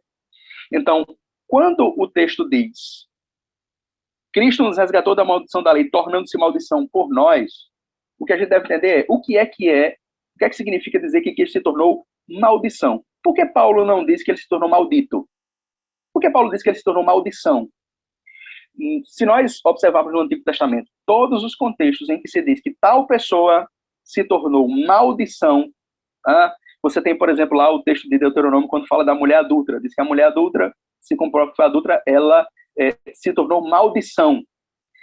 Ou diversas outras pessoas, né? Isso aparece muito no livro de Jeremias, né? Tal pessoa se tornou maldição. Então, quando se diz que uma pessoa se tornou maldição, não é que essa pessoa é amaldiçoada por Deus, mas que ela é maldita pela nação. Ela é rejeitada pela nação. Então, uma maneira de ler esse texto é Cristo nos resgatou da maldição da lei, tornando-se maldito pela nação dele, para que a bênção chegue aos gentios. Então, no contexto do Antigo Testamento, da linguagem que é empregada no Antigo Testamento, uma pessoa se torna maldição é ser maldita pela sua nação. E quando você entende isso, ou seja, uma pessoa ser rejeitada pela sua nação, você entende por que logo em seguida Paulo diz, para que a bênção passe aos gentios. Mais uma vez aqui, abrindo parênteses, né? Isso não pode ser entendido no sentido de os judeus foram rejeitados, eles rejeitaram Jesus, eles foram rejeitados, então agora o gentio chegou a vez, como no supersessionismo, né? Como se os gentios, de alguma maneira, tomassem o lugar dos judeus. Não é exatamente isso, tá? Não é exatamente isso. Paulo não diz aqui que os judeus estão todos amaldiçoados. Pelo contrário, o próprio Paulo era judeu, né? Então, o que ele está dizendo aqui é que, como o próprio Cristo foi punido e foi colocado como objeto dessa maldição, aquele tipo de condenação que havia na lei não pode mais ter vigência. Então, a barreira que a lei criava em relação aos gentios não pode ter mais vigência, justamente porque ele foi condenado com base na lei. Então, o que Paulo mostra aqui é que havia uma incoerência nessas pessoas que queriam uma obediência estrita à lei, quando, na realidade, a lei foi usada para condenar o próprio Jesus. E que, se essas pessoas não querem ter essa obediência estrita à lei, mas querem forçar outras pessoas a ter, elas estão indo contra o próprio Jesus. Então, esse é um exemplo de um texto onde a própria tradução não ajuda e que muitas vezes nós temos imagens arraigadas na nossa consciência pela maneira como nós somos acostumados a ver a obra de Jesus. Isso vale para Gálatas 3, isso vale para 1 Pedro 2, isso vale para todos os outros textos do Novo Testamento em que a obra de Cristo seja tratada, onde a morte de Cristo seja tratada. Então, você lê lá em 1 Coríntios 15, 3 ao 4, Paulo diz que Cristo ele morreu pelos nossos pecados, e aí você entende, pelos nossos pecados significa morreu punido pelos nossos pecados em nosso lugar. A gente sempre acrescenta alguma coisa quando é acostumado a ler de uma certa maneira. E esse pelos nossos pecados, o que a gente deve entender é quais são as várias possibilidades, né? Quais são várias maneiras de ler isso. Não dá tempo mais de tratar aqui, eu já me estendi demais, mas esse é um exemplo, né? Eu acredito que esse é um dos exemplos mais fortes de Gálatas 3, de como nós podemos ler aquilo que está na Bíblia de um jeito que, na minha concepção, é mais satisfatório, faz mais sentido dentro do contexto e explica melhor aquilo que está acontecendo, em vez de ler o texto, os textos bíblicos como se fosse um tipo de doutrina abstrata sobre a morte de Jesus, mas que não tem nada a ver com o contexto daquilo que estava se passando. É isso. Obrigado, Jordano, pela fala aí, pela palavra. A gente, quando você estava falando aqui, a gente já estava borbulhando com algumas questões, com algumas coisas, mas muito boa. Obrigado. Bom, agora é o espaço para perguntas, gente. Caso alguém tenha alguma pergunta, alguma questão para levantar, queira colocar no chat de forma escrita, ou queira falar, quer abrir o microfone e falar a pergunta, pode falar, pode levantar a mãozinha aí. A gente vai fazer uma ordem. Eu só vou fazer uma pergunta antes, que é: você quer terminar de falar isso que você estava falando agora sobre morrer por nossos pecados? Porque essa era uma pergunta que a gente ia fazer. Então você começou a falar, mas eu vi que você ficou comigo por causa do horário. Você quer terminar de falar? Porque aí depois a gente entra para as nossas perguntas. Eu posso falar aí 5 minutos. Aí o Cirilo vai fazer a pergunta. Eu posso falar 5 minutos sobre isso. Essa expressão é uma das mais comuns no Novo Testamento, por nossos pecados ou por nós, tá? E é fácil entender, principalmente o por nós significa em nosso benefício. Por nós não significa necessariamente em nosso lugar, mas significa em nosso benefício. Quando você ora por outra pessoa, você não está orando no lugar dela, você está orando em benefício dela. E essa é uma coisa importante entender sobre o por nós, é que o por nós aparece em outros contextos que não são só a cruz. Por exemplo, em Romanos 8 se diz que Cristo intercede, não só morreu por nós, mas intercede por nós. Em 2 Coríntios, o apóstolo Paulo, em 2 Coríntios 5, o apóstolo Paulo diz que ele morreu e ressuscitou por nós. Então, o que é ressuscitou por nós? Não é ressuscitou em nosso lugar, não pode ser isso. É ressuscitou em nosso benefício, ressuscitou em nosso favor. Então, uma maneira de entender que Cristo morreu por nós é entender, ele morreu em nosso benefício, ele morreu em nosso favor. De alguma maneira, aquilo que ele passou nos beneficia. Mas, nesse processo, eu acho que o texto que melhor nos ajuda a entender isso é 1 Pedro 2. 1 Pedro 2, qual é a caminhada ali de 1 Pedro 2? A caminhada é observando cristãos que estão passando por um tipo de hostilidade social pela sua fé. E aí, dentro dessa hostilidade, o que a carta de Pedro diz que vocês devem sofrer como justos, né? Não sofram como ladrão, não sofram como maldizentes, mas sofram como justos. Sofram como pessoas que vivem a justiça, né? Como pessoas que estão praticando a fé cristã. Se vocês fazem isso, vocês estão fazendo algo agradável a Deus, ou seja, linguagem sacrificial. E aí ele diz, porque o próprio Cristo também passou por isso, sofreu injustamente, mas se entregou a Deus. Então, o que está em jogo, nesse sentido, não é simplesmente a morte. O que está em jogo é a obediência até a morte, que é o que aparece no texto, que talvez seja o texto mais antigo do Novo Testamento. Qual é o texto que talvez seja o mais antigo do Novo Testamento?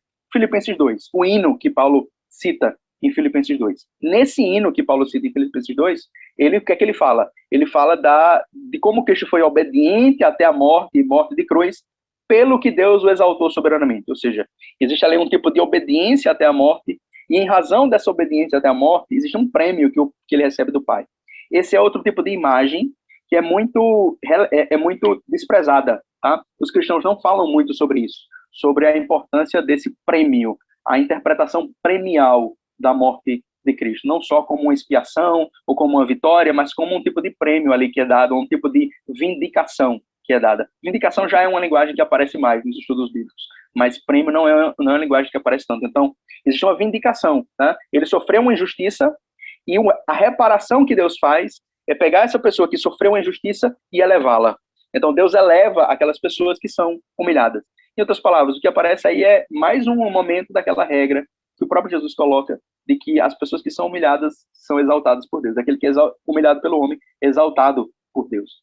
Então, nesse sentido, existe aí uma outra maneira de entender o por nós, entender em nosso benefício. Ele morreu obediente à lei, ele, em razão dessa obediência, é premiado pelo Pai e ele usa esse prêmio em nosso benefício. Então, nesse sentido, morreu por nós.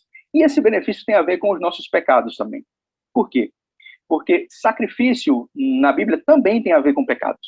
Sacrifício também tem a ver com intercessão pelos pecados. Mas entenda-se, é intercessão. Né? É um tipo de oração, é um tipo de oferta que é dada ali a Deus, um tipo de homenagem que é prestada a Deus num contexto em que alguém está orando, num contexto em que alguém está suplicando a misericórdia de Deus. Assim como aqueles mártires que a gente leu em 2 Macabeus 7.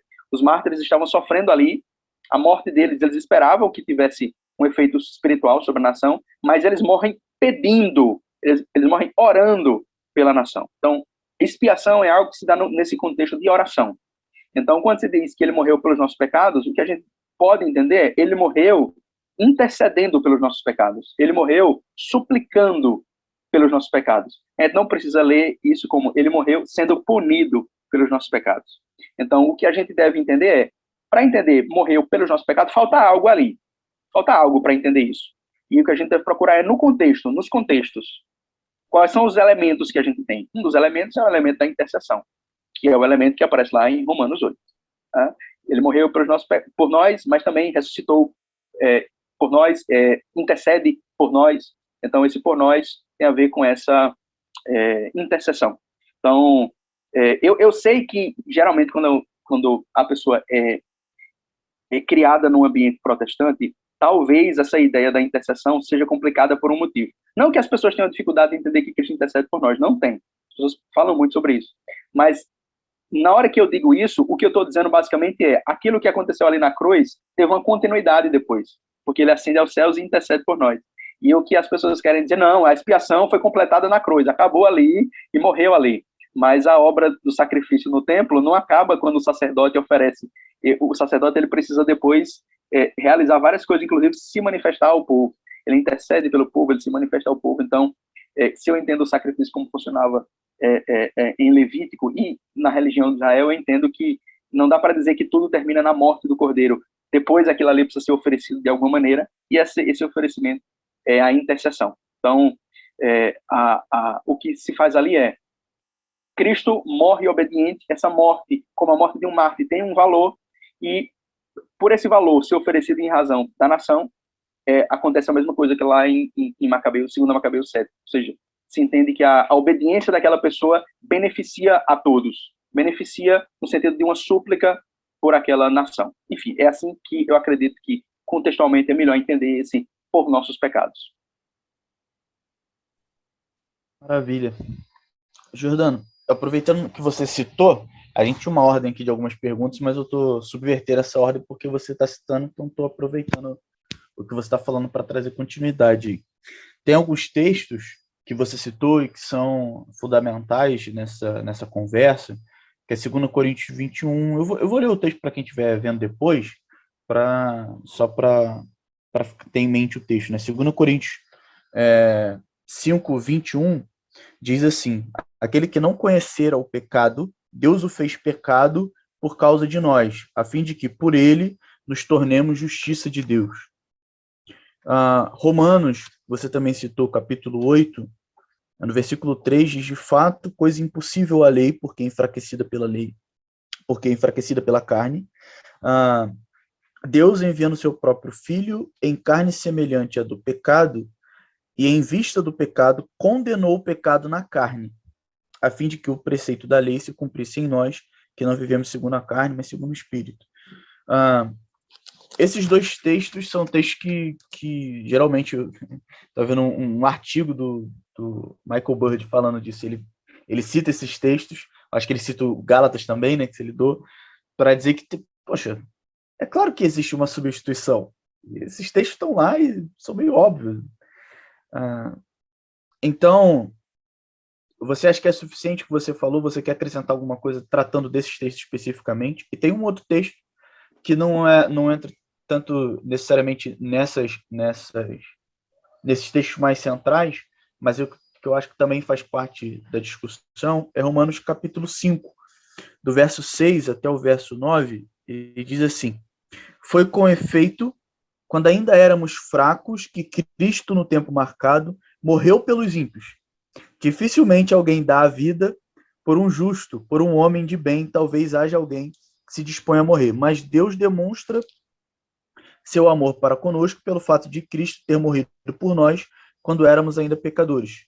Quanto mais então agora, justificados por seu sangue, seremos por ele salvos da ira.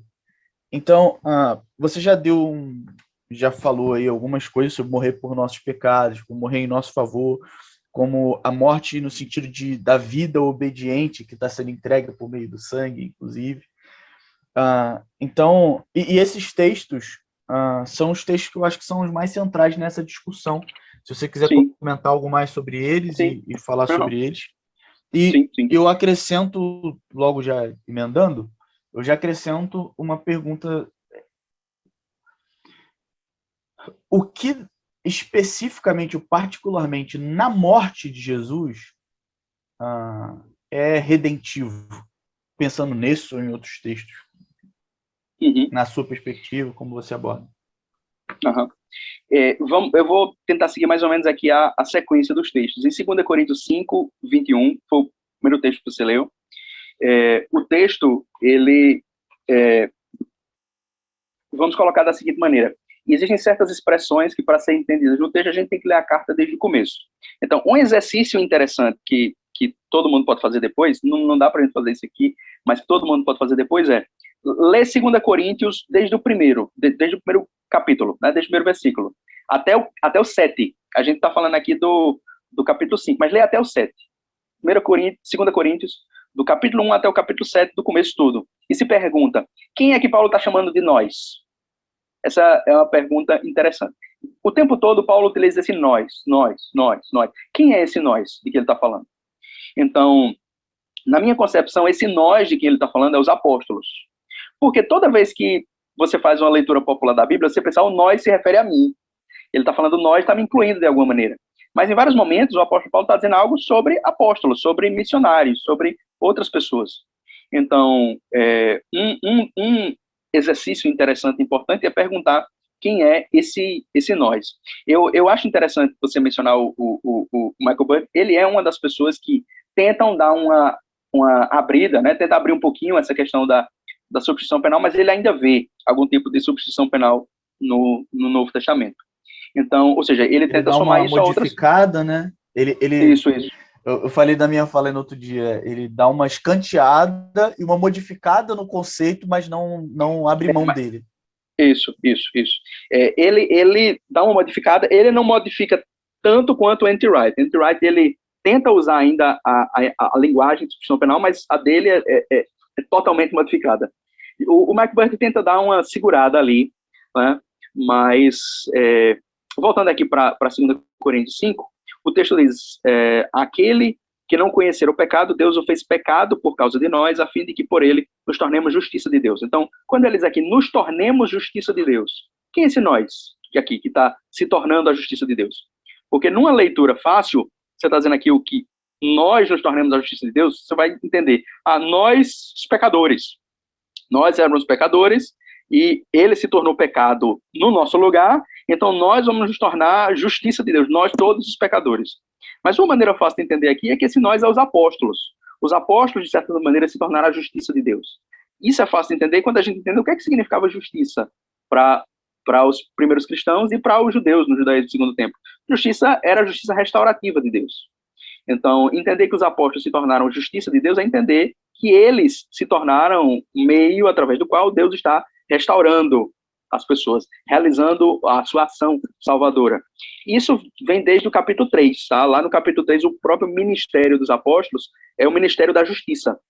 Então, existe aí uma conexão com a própria figura dos apóstolos. Por isso ele diz, nos versículos anteriores, né? Sendo assim, em nome de Cristo, exercemos a função de embaixadores. Quem exerce a função de embaixadores? Eles, né? Exercemos a função de embaixadores e por nosso intermédio é Deus mesmo que vos exorta. Em nome de Cristo, suplicamo-vos, reconciliai-vos com Deus. Paulo está fazendo uma distinção entre nós que fazemos esse papel de embaixadores, e vós, a quem nós dizemos, reconciliai-vos com Deus. Ou seja, tem uma diferença aí entre o nós e o vós. E o versículo seguinte, né, a gente leu 2 Coríntios 5, 21, o versículo seguinte, que é o começo do capítulo 6, ele diz, visto que somos colaboradores com ele, exortamo-vos ainda. Ou seja, Paulo continua fazendo a distinção entre nós e vocês, né? Nós que estamos aqui escrevendo e vocês que estão lendo a carta. Então, no contexto, tanto no versículo anterior como no versículo seguinte, o nós são os apóstolos. Então, quando Paulo diz, nos tornemos a justiça de Deus, o que ele basicamente está dizendo é, nós, apóstolos, somos a justiça de Deus. Nós estamos dizendo a vocês, se reconciliem com Deus. Nós somos embaixadores, nós somos colaboradores com ele. Estamos dizendo, se reconciliem com Deus. Então, como é que eu parafraseio esse texto aqui? Tá? Tem mais um elemento para a gente entender esse texto, que é o Deus o fez pecado por causa de nós. Isso é interessante consultar vários comentários bíblicos, mas, em geral, os comentários bíblicos e artigos sobre esse tema vão colocar em fato que, quando se diz aqui, Deus o fez pecado, a leitura mais comum é que pecado aqui significa oferta pelo pecado. Tá? Não é que ele se tornou pecador. Por que Paulo não diz pecador, e sim pecado? Né? Então, quando se diz Deus o fez pecado por nós, o que Paulo quer dizer é Deus o fez oferta pelo pecado. Porque na linguagem hebraica, a própria oferta pelo pecado não é chamada de oferta pelo pecado, ela é chamada apenas de pecado. Né? Se você ler lá Levítico em hebraico, você vai ver, tal animal vai ser oferta pelo pecado. Isso aí está em português, em hebraico não tem oferta pelo pecado. Diz, tal animal vai ser pecado. Ou seja, o próprio nome, oferta pelo pecado, né, Hataat, significa pecado. Então, os comentaristas dizem, aquele que não conhecer o pecado, ou seja, Cristo não tinha pecado, ele se tornou oferta pelo pecado em razão de nós, a fim de que por ele nos tornemos a justiça de Deus. Em outras palavras, o que Paulo está dizendo aqui basicamente é, Cristo foi uma oferta pelo pecado, e através dessa oferta pelo pecado, nós, apóstolos, nos tornamos a justiça de Deus. Nós dizemos a vocês, se reconciliem com ele, nós dizemos a vocês, no tempo favorável eu te ouvi, no dia da salvação eu vim ter auxílio, que é o começo do capítulo 6. Então, eu acho que esses são os dois elementos interessantes e importantes para a gente entender. 2 Coríntios 5, o que significa pecado aqui, e quem é esse nós que se tornou a justiça de Deus. Para entender isso aqui como substituição penal, você vai ter que acrescentar várias coisas que não estão no contexto. Por exemplo, que essa justiça de Deus aqui é que essa justiça é imputada. Né? Como é que isso aqui vai ser lido?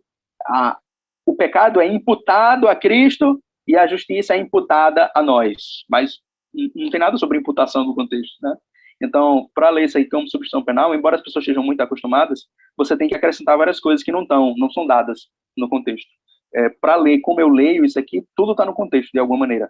E aí, mais uma vez, vale a pena depois fazer esse exercício de ler a carta desde o primeiro capítulo e procurar, né, o que é esse nós aí, nesses contextos.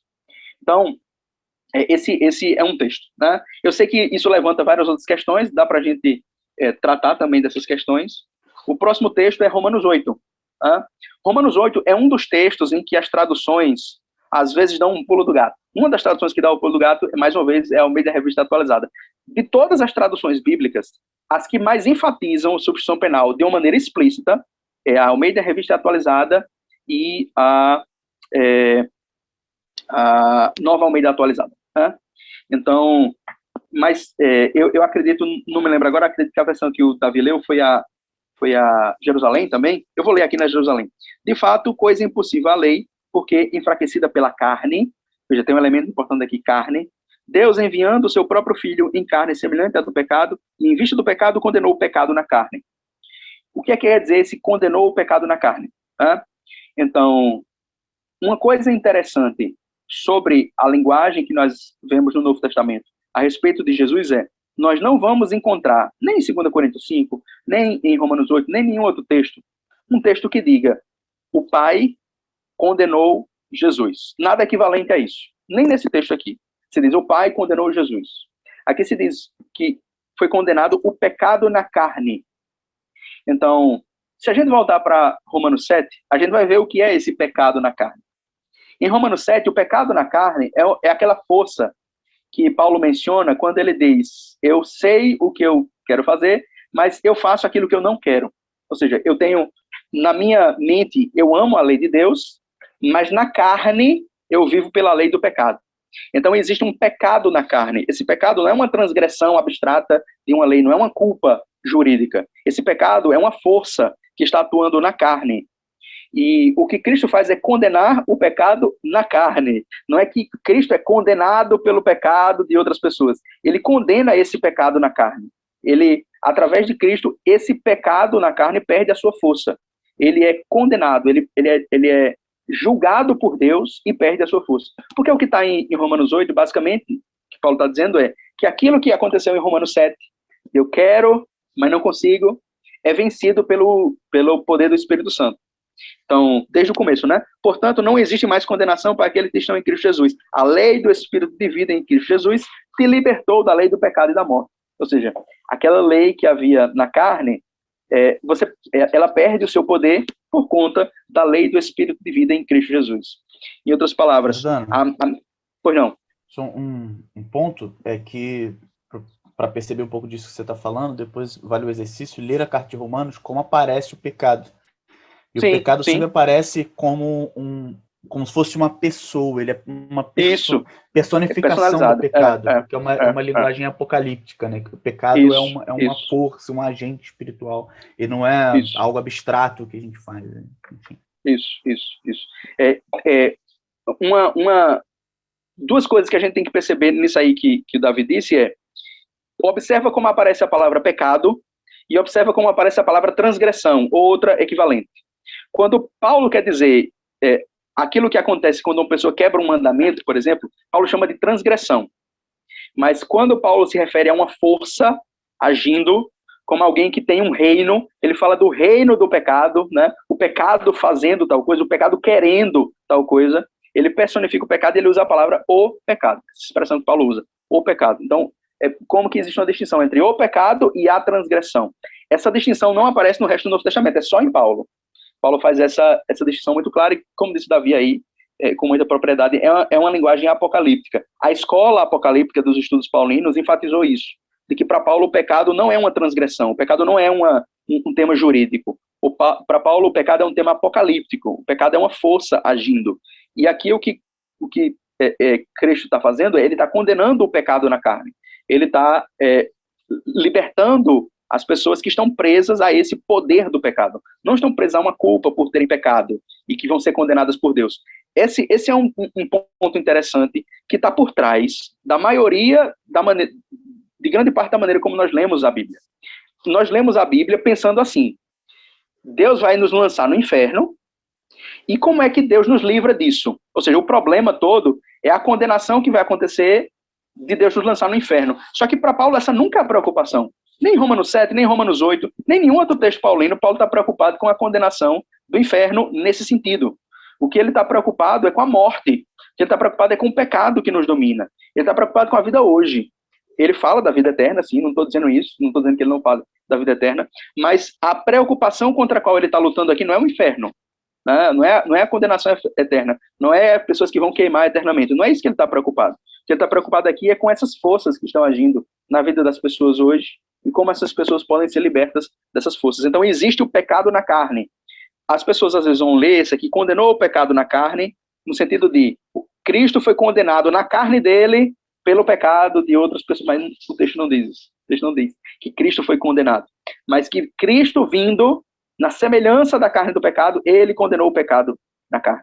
Né? Ele, na vida dele, condenou aquele pecado. Uma linguagem semelhante a isso aparece quando o próprio Cristo nos Evangelhos menciona a rainha de Sabá. Ele diz, falando das cidades impenitentes, né? Falando de Tiro e Sidom, ele diz, no juízo final, a rainha de Sabá vai se levantar e vai condenar essa nação. Quando se diz condenar, que a rainha de Sabá iria condenar, não é exatamente o sentido que ela vai sentar no trono para julgar a cidade de Tiro e Sidom. O que vai se dizer é que a justiça dela, a justiça que há na vida dela, condena aquilo que essas cidades estão fazendo. Né? Existe uma condenação ali implícita, e o que me parece aqui é mais ou menos isso que está acontecendo. Paulo não explica detalhadamente, mas o que me parece é que está acontecendo mais ou menos isso aqui, é que a vida de Cristo, a santidade dele, né, ele não ter pecado, condena o pecado que há na carne, ou seja, aquilo que há nele traz um juízo implícito sobre o pecado que há na nossa carne, e não que ele seja condenado pelo Pai. Na minha concepção, esse texto de Romanos 8, os primeiros versículos são difíceis de traduzir, tá? É importante dizer isso, eles são difíceis de traduzir. Então, se você for comparar as traduções, você vai ver que elas são um pouco diferentes umas das outras, porque Paulo é truncado, tá? Tem vários trechos de Romanos que são bem truncados, esse é um deles. O final lá de Romanos 5, por exemplo, é bem truncado também. Então, as traduções divergem bastante. Então, nem sempre é tão fácil dizer exatamente o que Paulo quis dizer, tá? Ele nem sempre foi tão claro aqui. E aí a gente não sabe se isso foi dele, se foi a pessoa o Tércio, que estava redigindo a carta amanuense, que se embaralhou, a gente não tem como dizer. Mas o que parece que Paulo quis dizer foi isso. Tá? Ele não diz que Cristo foi condenado, mas que o pecado que existe na carne foi condenado. E onde é que está esse pecado na carne? Explica aí. Tem um link aqui. Na hora que você clica nesse versículo, tem um link que vai lá para Romanos 7, e aí mostra lá o que é o pecado na carne. É uma força atuando na carne. Enfim. Não sei se tem algum comentário aí sobre isso, mas a gente pode também passar aqui para Romanos 5. Então, percebam, uma coisa interessante aqui é o que é que eu estou fazendo o tempo todo? O que eu estou fazendo é o basicão da hermenêutica. Peraí, no contexto aqui, o que é isso? Nos versículos anteriores e depois, o que é isso? Olha em redor. Como é que Paulo está conectando as ideias? Então, esse é o ponto aí. E o outro texto é o texto lá de Romanos 5, é o texto que diz, eu acho que foi a partir do versículo 6, né? Foi com efeito, quando ainda éramos fracos, que Cristo, no tempo marcado, morreu pelos ímpios. Né? A leitura da substituição penal vai entender como morreu no lugar dos ímpios. Aqui diz apenas morreu pelos ímpios, ou seja, morreu em favor dos ímpios. Dificilmente alguém dá a vida por um justo. Por um homem de bem, talvez alguém haja alguém que se dispõe a morrer. Mas Deus demonstra seu amor por nós, para conosco, pelo fato de Cristo ter morrido por nós quando ainda éramos pecadores. Mais uma vez, aquele por nós. Né? Quanto mais, então, agora justificados por seu sangue, seremos salvos por ele da ira. Não sei se vocês notam, Paulo faz uma distinção aqui entre o versículo 8 e o versículo 9. Ele diz, Cristo ter morrido por nós quando ainda éramos pecadores, ou seja, existe aí o por nós, e uma outra coisa é, quanto mais agora, então, justificados por seu sangue, seremos salvos por ele da ira. Vou abrir aqui mais um parênteses, essa questão da ira.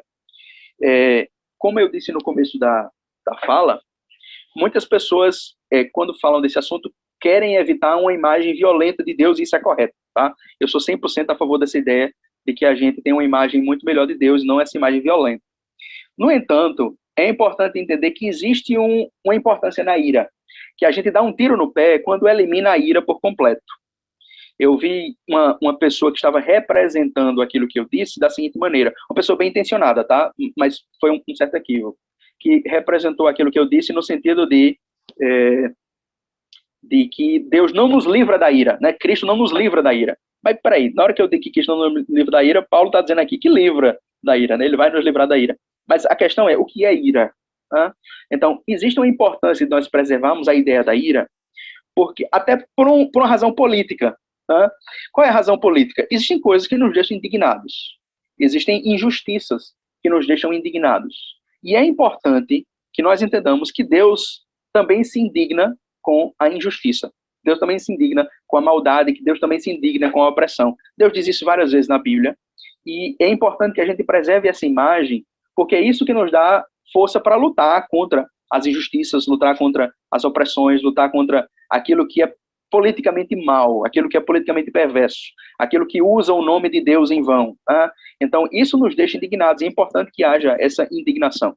É importante que haja compaixão, ou seja, de chorar com os que choram, mas a coisa não pode ficar no chorar com os que choram, né? Existem momentos onde nós temos que nos indignar com a indignação de outras pessoas e lutar em favor delas. Então, é importante que haja um espaço, na minha concepção, nessa imagem que nós temos de Deus, para a ira, né? Ou seja, um tipo de desgosto de Deus em relação à maneira como nós somos maus, como nós somos cruéis, como nós somos injustos, etc.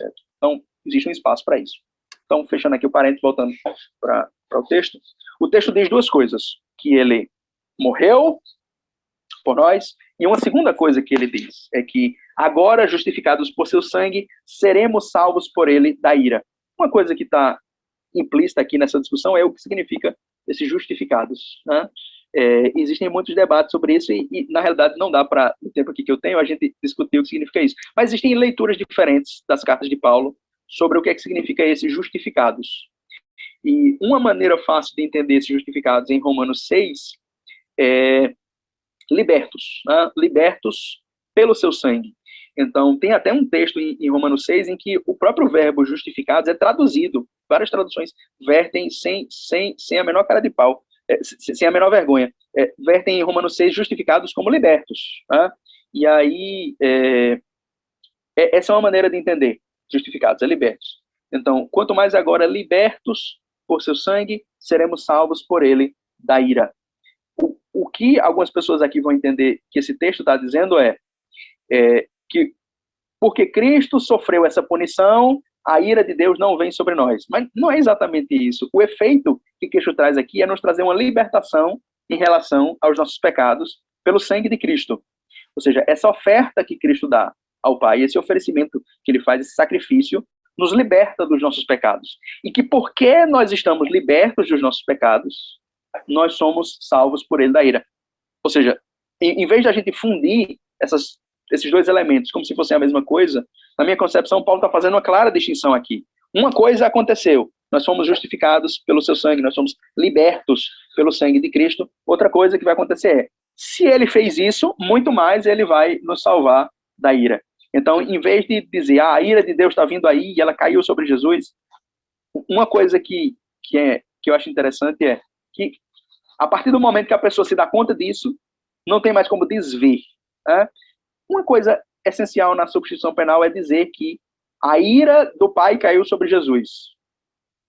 A partir do momento que você vê que nenhum lugar da Bíblia diz isso, você nunca mais vai ser capaz de desver. Não tem nenhum texto na Bíblia que diga que a ira do Pai caiu sobre Jesus. Não tem. Né? Não aparece isso na Bíblia. Às vezes as pessoas colocam isso implícito como num texto como esse, em Romanos 5:9. Né? Só porque menciona aqui a palavra ira, você supõe, então essa ira caiu sobre Jesus. Mas não tem um texto que diga que essa ira caiu sobre Jesus. Então, o que eu entendo que esse texto está dizendo é, em razão daquilo que aconteceu em Cristo, nós somos justificados pelo sangue, nós somos libertos pelo sangue, ele morreu por nós, ou seja, ele morreu em nosso favor. Essa morte dele em nosso favor nos liberta dos nossos pecados, ele intercede por nós, etc. Tudo aquilo que Paulo diz. E em razão disso, em razão daquilo que acontece conosco hoje, nós também somos salvos por ele da ira. Eu não vejo uma conexão entre essa morte de Cristo e Cristo ter recebido essa ira. Em outras palavras, eu leio o texto assim da maneira mais estritamente literal possível, mais ligada àquilo que é a lógica do contexto, sem tentar ver uma lógica por trás de que essa ira caiu sobre Jesus ou algo nesse sentido. Então, é claro que tem mais coisa também que daria para a gente falar aqui em termos de contexto, inclusive o versículo 10, né, que vale a pena também mencionar, dessa reconciliação, etc. Mas uma coisa uma pergunta, né, que o Davi fez qual é a... Eu acho que a pergunta foi essa, se puder me corrigir, qual é o que é que tem de eficácia no sangue de Jesus? Acho que foi isso, né? O que é que... Não foi não? Qual foi aí? Repete, por favor. Pode, se quiser, mencionar sobre isso, mas o que particularmente na morte de Jesus na morte tem de redentor ou de salvador. Se você quiser falar do sangue também, pode falar, fica à vontade. Eu ia te perguntar o seguinte, eu ia mandar mensagem aqui, mas eu acho melhor fazer logo. Qual é o seu horário que você tem de limite? Eu tenho até mais ou menos... Eu não sei que horas são, né? São 10h42. 10h42 já, tá. É 11 horas, meu limite. É o limite fatal mesmo. 11 horas. Tá. Porque a gente tem mais 2 perguntas. Vou fazer o seguinte. Vamos deixar essa pergunta para depois. E aí o Cirilo e o Gabi fazem as perguntas. E aí você responde. Mas é importante mencionar que tem bastante coisa aqui. Outros textos bíblicos, algumas coisas que você responde tem muita coisa. No Vinea Day, né? Tem o seu site lá que você responde bastante coisa. Mas, algumas Cirilo, das coisas que eu estou dizendo aqui, eu estou passando por cima da prova. Ou seja, algumas coisas aqui eu poderia provar, né? Coisa A, B, C ou D, demonstrar no texto, mas algumas coisas por conta do tempo eu tenho que passar por cima da prova e simplesmente dizer. É assim, né? Então, mas aí, como você disse, os textos, eles tratam desses assuntos. Aí podemos ir aí para as perguntas. Então, faz as perguntas os dois e você responde no tempo que você puder aí. Quer fazer já seguida as duas para ir mais rápido, às vezes? Pode, é bom. E aí ele pode anotar se quiser e aí ele já responde. Jordano, eu fico pensando assim que, na minha cabeça, as maiores dificuldades de entender o sacrifício como não penal, a princípio eram por causa dos textos em si.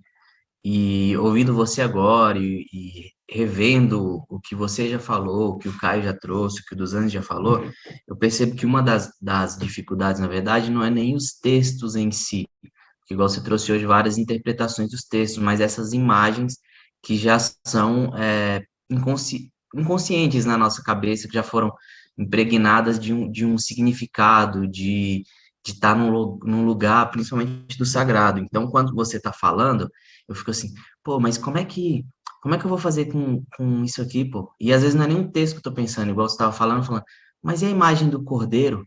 E essa ideia do cordeiro? Ou, e a imagem do cálice? E essa oração de Jesus, dele dizer assim, ó, afaste-se de mim, pô, se não quero ter que passar por isso, mas que seja feita a tua vontade, então tá na tua vontade que eu morra, tá na tua vontade que eu seja crucificado. E até quando você falou, por exemplo, dessa dificuldade com os primeiros discípulos, de que de repente o mestre morre e eles têm que procurar uma interpretação para isso, se isso reflete, por exemplo, no papo de Jesus no caminho de Emaús, dele dizendo assim, ó, gente, eu já tinha avisado que eu ia ter que morrer, mas peraí, vou voltar para os textos, porque os textos do Antigo Testamento estão dizendo que eu precisava sofrer, que eu precisava passar por isso. Então, mais comentar sobre isso, sobre essa ideia dos símbolos que a gente tem, talvez se esse caminho de Emaús tem sentido com isso, que você, é um exemplo disso que você falou dos primeiros discípulos, dessa tensão entre explicar agora que o mestre deles morreu, e se faz mais sentido pensar ou começar a pesquisar isso, primeiro pensar as imagens e símbolos ou os textos em si. Não sei se fui claro, mas é isso. Na realidade, dou todo valor a essa ideia de que nós temos que entender melhor esses símbolos, porque esses símbolos, eles são o que está por trás do texto. O que estava na cabeça das pessoas quando escreveram os textos não eram textos. O que estava por trás da cabeça deles eram símbolos. Eles estavam entendendo Cristo de uma certa maneira simbólica. Eles tinham um certo simbolismo religioso ali, e eles estavam interpretando as coisas a partir desses símbolos. Então, quando a gente entende melhor os símbolos, a gente entende melhor os textos. Eu vou dar um exemplo aqui que você mencionou, que eu acho ótimo, que é o cálice. E o cálice, né? Então, na imaginação evangélica, isso enfatizado por muitas pregações, o que se entende é, o cálice que está ali é o cálice da ira de Deus, que Cristo bebe esse cálice da ira do Pai. Essa é mais ou menos a ideia, que ele está bebendo no nosso lugar. Tem um problema nisso. Quando a gente vê o que Cristo diz nos evangelhos sobre o cálice, ele não diz só que ele vai beber o cálice, mas ele diz que os discípulos dele vão beber o cálice também. Ele diz que, por exemplo, na conversa que ele tem lá com Tiago e João, eles estão pedindo a ele o trono, né? Nós queremos sentar um à tua direita, outro à tua esquerda, e ele diz, não, mas vocês vão beber o cálice. O cálice que eu tenho, vocês vão beber também. Então, a linguagem que o Novo Testamento utiliza não é que Cristo está bebendo o nosso cálice, mas que, pelo contrário, ele tem um cálice dele, que é dado pelo Pai, e que nós vamos beber o cálice dele. Ou seja, em outras palavras, aquilo que Cristo trata ali dos sofrimentos dele, ele nunca trata como uma coisa só dele, ou como uma coisa que ele está tomando no nosso lugar. Mas, pelo contrário, ele está tratando como um sofrimento pelo qual ele tem que passar, e que nós temos que nós vamos passar também com ele. Então, um dos conceitos que eu acho importante entender é, por que a ideia de substituição, não falo nem de penal aqui, a própria ideia de substituição, não dá conta desse processo, de entender a morte de Cristo. Porque ele nunca trata o sofrimento dele no sentido de, ele sofreu, então eu não preciso. Né? Não é nunca no mesmo lugar. Como a Bíblia trata o sofrimento de Cristo? É assim, ele sofreu e eu tenho que sofrer também. Eu vou passar com ele. Não que eu tenha que amar o sofrimento pelo sofrimento, não é nesse sentido. O próprio Cristo não amava o sofrimento pelo sofrimento, tanto que orou pedindo para não sofrer. Né? Então, o próprio Cristo não amava o sofrimento, mas se eu estou com ele, eu vou passar pelo mesmo sofrimento que ele.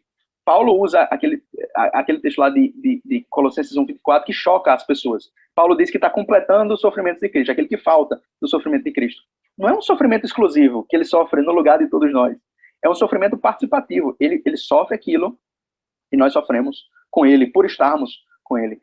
Então, nesse sentido, é que eu acho que quando você entende o que é participação, aí você entende essa questão do símbolo, do cálice, e você entende por que o Novo Testamento enfatiza tanto. Paulo fala várias vezes. 1 Pedro fala disso, participar do sofrimento de Cristo. E o próprio Cristo diz, carregar a cruz. A Bíblia não diz que Cristo carregou a nossa cruz. As músicas evangélicas dizem muito, né, que Cristo carregou a nossa cruz. Não tem isso na Bíblia, que Cristo carregou a nossa cruz. Diz que nós devemos carregar cada um a sua cruz com ele. Então, o que acontece às vezes é que existem certos símbolos que são muito poderosos, mas porque a gente já é acostumado a usar os símbolos de uma certa maneira, eles levam a essa leitura da substituição penal. Mas quando a gente pega o símbolo e faz a conexão que o texto faz, a gente vê uma coisa diferente. Se eu entendo o símbolo do cálice, como aparece no Novo Testamento, eu entendo, não cabe substituição penal aqui. Porque o Cristo está dizendo que os discípulos vão passar também com ele. Então, como assim substituição? Como se os discípulos também vão passar? Não é o cálice deles que Cristo está tomando no lugar dele? Não. É o cálice de Jesus que os discípulos vão tomar com ele. Agora, também a maneira como nós interpretamos a coisa, às vezes, como eu disse, leva nessa direção. A oração que Cristo faz, né? A oração que Cristo faz pedindo para ser livre do cálice. Como é que esse texto é interpretado na substituição penal? E isso é lido assim mesmo por pessoas que não estão ativamente defendendo a substituição penal. Mas isso está tão arraigado na maneira como a gente lê os evangelhos, que a gente vê dessa maneira. A gente entende assim, Cristo orou, mas a resposta do Pai para ele foi não. A oração que Cristo fez naquele momento foi uma oração que o Pai negou. É assim que é comum ler. Não é assim que Hebreus lê. Hebreus diz que ele foi ouvido pelo Pai. Ou seja, que a oração dele foi atendida. Então, como assim, Hebreus? Que surpresa é essa de que a oração que Cristo fez, né, as lágrimas que ele fez, foram atendidas? Se ele sofreu. A questão é que lá em Hebreus, esse atendimento da oração de Cristo é entendido como sendo a ressurreição. Então, aquilo que Cristo pediu ao Pai foi atendido. Não foi atendido no sentido daquilo que a gente esperava, que é um atendimento da oração sem ele sofrer. Mas ele foi atendido. Senão a gente deve riscar Hebreus da Bíblia, né?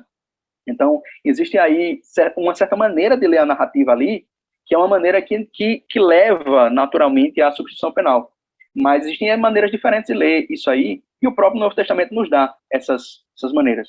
Então, por um lado, o que eu acredito que quando a gente vê esses textos, a gente deve fazer o exercício de ler o texto em várias perspectivas. Né? Peraí, será que isso que eu presumo sobre o texto, de que a oração não foi ouvida pelo Pai, de que o Pai não atendeu essa oração, está correto? Será que isso realmente aconteceu? Ou será que, no fundo, a oração foi atendida e eu é que não entendi?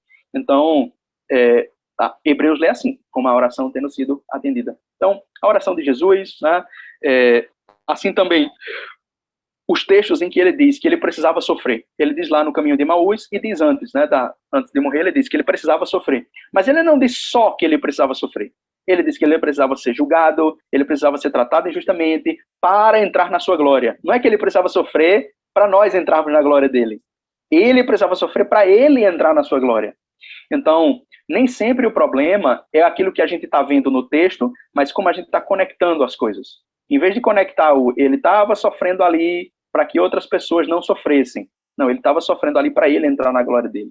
Então, a necessidade que havia ali é diferente da necessidade que mostra a substituição penal. Então, eu acho que são as duas coisas. Eu acho que a gente tem que entender melhor os símbolos e eu acho que a gente tem que ler de maneira mais contextual a lógica dos textos.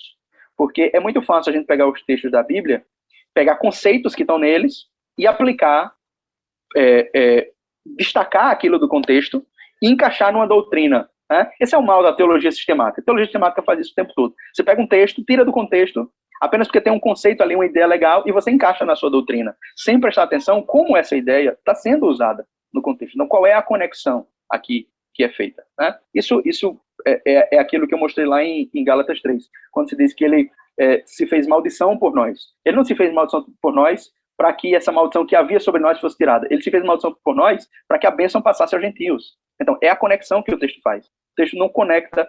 Então, uma coisa que eu acredito é, se você pegar a substituição penal, você consegue provar ela toda na Bíblia se você pegar textos e destacar conceitos dos contextos. Né? Se você pegar várias ideias bíblicas, você destaca do contexto e encaixa numa doutrina. É o que as pessoas fazem quando... É uma versão popular, mas não sei se vocês já ouviram falar, né? As 4 leis espirituais. Alguém talvez aí já tenha sido evangelizado ou tenha evangelizado outras pessoas em épocas antigas usando as 4 leis espirituais, né? Deus tem um grande plano para você, mas veio o pecado, etc, etc, até chegar no Cristo morreu por você e agora é você. E aí? Vai fazer o quê? Então, esse tipo de coisa, esse tipo de linguagem, é perfeitamente possível pegar cada uma dessas leis espirituais e mostrar na Bíblia. Mas não é a lógica que a Bíblia segue. Né? Você está destacando aquilo que está na Bíblia e está colocando num contexto diferente. Da mesma maneira, o cordeiro. Eu acho que quando a gente entende melhor o que é cordeiro, a gente entende que os animais que eram oferecidos ali a Deus como sacrifício, eles não estavam sendo punidos. Não existe nenhum texto da Bíblia que diga que aqueles animais estavam sofrendo uma punição. Eles estavam morrendo, claro, morriam. Mas eles morriam num contexto onde não havia pecado também. Né? O sacrifício da Páscoa, o cordeiro da Páscoa, ele não é expiatório. Não tem nada em Êxodo, não tem nada em Deuteronômio, não tem nada em Levítico que diga que aquele animal ali, aquele cordeiro é expiatório. E veja, não estou dizendo que não existe expiação, a obra de Cristo é expiatória, mas o que eu estou dizendo é, até esses animais, eles nem sempre são bem entendidos, qual era o propósito que eles estavam desempenhando ali. Então, o que acontece é que os sacrifícios, eles funcionavam como um tipo de festa, um tipo de celebração, o animal morria ali porque as pessoas iam comer aquele animal, etc. Então, eu acredito que uma maneira muito melhor da gente entender Cristo como cordeiro é entender que ele é o nosso alimento, e que nós nos alimentamos dele. É assim que era o cordeiro da Páscoa. E que por nós nos alimentarmos dele, isso traz remissão para os nossos pecados, porque ele tem nele a vida divina, ele tem nele o perdão. E estando em comunhão com ele, nós recebemos, né, essa purificação da nossa vida. Então, é por isso, por exemplo, que a Bíblia enfatiza tanto o sangue. Né, o sangue. Por que é tanto sangue? Então, é muito fácil as pessoas pegarem o sangue e dizendo, sangue é a morte. Quando fala de sangue, é morte. Mas peraí, calma. É sangue. Está falando de sangue aqui. O que é que significava sangue para as pessoas? O que é que significava sangue em Levítico? Sangue era expiação. Sangue era vida. Não era morte, era vida. Então, existia ali um tipo de vida. E, claro, a gente não vai achar que a substância que corre nas nossas veias tem um poder mágico. Não é nesse sentido. Mas existia ali um propósito simbólico pelo qual dar o sangue significava oferecer a vida. Então, existe aí um tipo de oferecimento de vida no sangue de Cristo, né? Nessa obediência dele até o sangue. Então, isso eu acredito que meio que responde um pouco da pergunta que o Davi fez, de que eu entendo que quando a Bíblia fala de morte e daquilo que há de redentor na morte de Cristo, o que há de redentor é identificado lá em 1 Pedro 2. O que há de redentor não é a morte em si. O que há de redentor é a justiça que é obediente até a morte, que é aquilo pelo qual nós passamos e que Cristo passa. Ou seja, mais uma vez, é participativo. Ele passou, nós passamos, e aquilo que ele passou tem o poder de nos redimir, mas nós passamos também. Então, não é substitutivo, é participativo. Então, é mais ou menos isso. A pergunta foi ampla e eu falei aqui muita coisa, mas espero que tenha dado para entender algo. Sim, deu para mastigar bastante coisa aí. São 10h56, a gente tem mais uma pergunta, mas seu horário, você precisa necessariamente sair 11, né? Não, dá para responder mais uma. Então, Gabs, mete bronca. Beleza, vamos lá. Jordano, primeiro, obrigado mais uma vez. No livro A Face Mais Íntima de Deus, do Reinhold Blank, ele traz um conceitinho legal sobre esse carregar a sua cruz. E ele diz assim: a expressão carregar a sua cruz virou para muitos o desafio primordial de ser cristão. Isso fez crescer uma mentalidade a partir da qual a renúncia a si mesmo progressivamente era compreendida como a renúncia a tudo aquilo que pudesse trazer alegria, felicidade e prazer. E aí as consequências dessa interpretação vêm dos textos que a gente já discutiu um pouquinho aqui. Então, pensando nessa consequência e nessa dinâmica de culpa que a gente entrou um pouco, que abordou também, qual para você é a saída do carregar a sua cruz? Como você lê esse texto? E como a gente traduz isso para as nossas comunidades? Para tentar uma interpretação que fuja da culpa e fuja desse sentimento de uma autocomiseração, que é tão presente para nós cristãos. Sim, sim. Então, um certo tipo de imagem que está por trás disso é a ideia de que o desejo é pecado, né? Então, carregar a cruz é negar o desejo, é algo nesse sentido. Então, uma coisa que eu acredito que a gente tem que ver é colocar na mesa todas as cartas, tá? E assim a gente entende que existe desejo mal no sentido de que se uma pessoa deseja, né, aquilo que lá em 1 João nós lemos, aquele que odeia seu irmão é homicida. Então existem desejos mal. Aquele que quer matar outra pessoa, aquele que quer destruir outra pessoa, existe o desejo mal. Isso existe. Mas eu acho que aconteceu algo complicado na Reforma Protestante, inclusive. Tá? Esse problema do carregar a cruz não é exclusivo dos protestantes. Mas aconteceu algo na Reforma Protestante que foi complicado. Foi tomada uma certa posição por diversos grupos reformados, na época da Reforma Protestante, de que todo desejo, toda concupiscência é má. Então, de que a concupiscência, o desejo, ele tem a natureza do pecado. Essa foi uma posição que foi tomada por vários grupos na época da Reforma Protestante. E isso, de certa maneira, complicou toda a maneira como nós vemos a psique humana. Então, eu acredito que até, de certa maneira, recorrendo àquilo que a gente vê na tradição cristã mais ampla, saindo um pouco desse embate do século XVI e vendo a tradição cristã de uma maneira mais ampla, a gente pode observar uma maneira diferente de ver o desejo. Então, o que é necessário nesse ponto é ter um entendimento mais saudável da psique humana.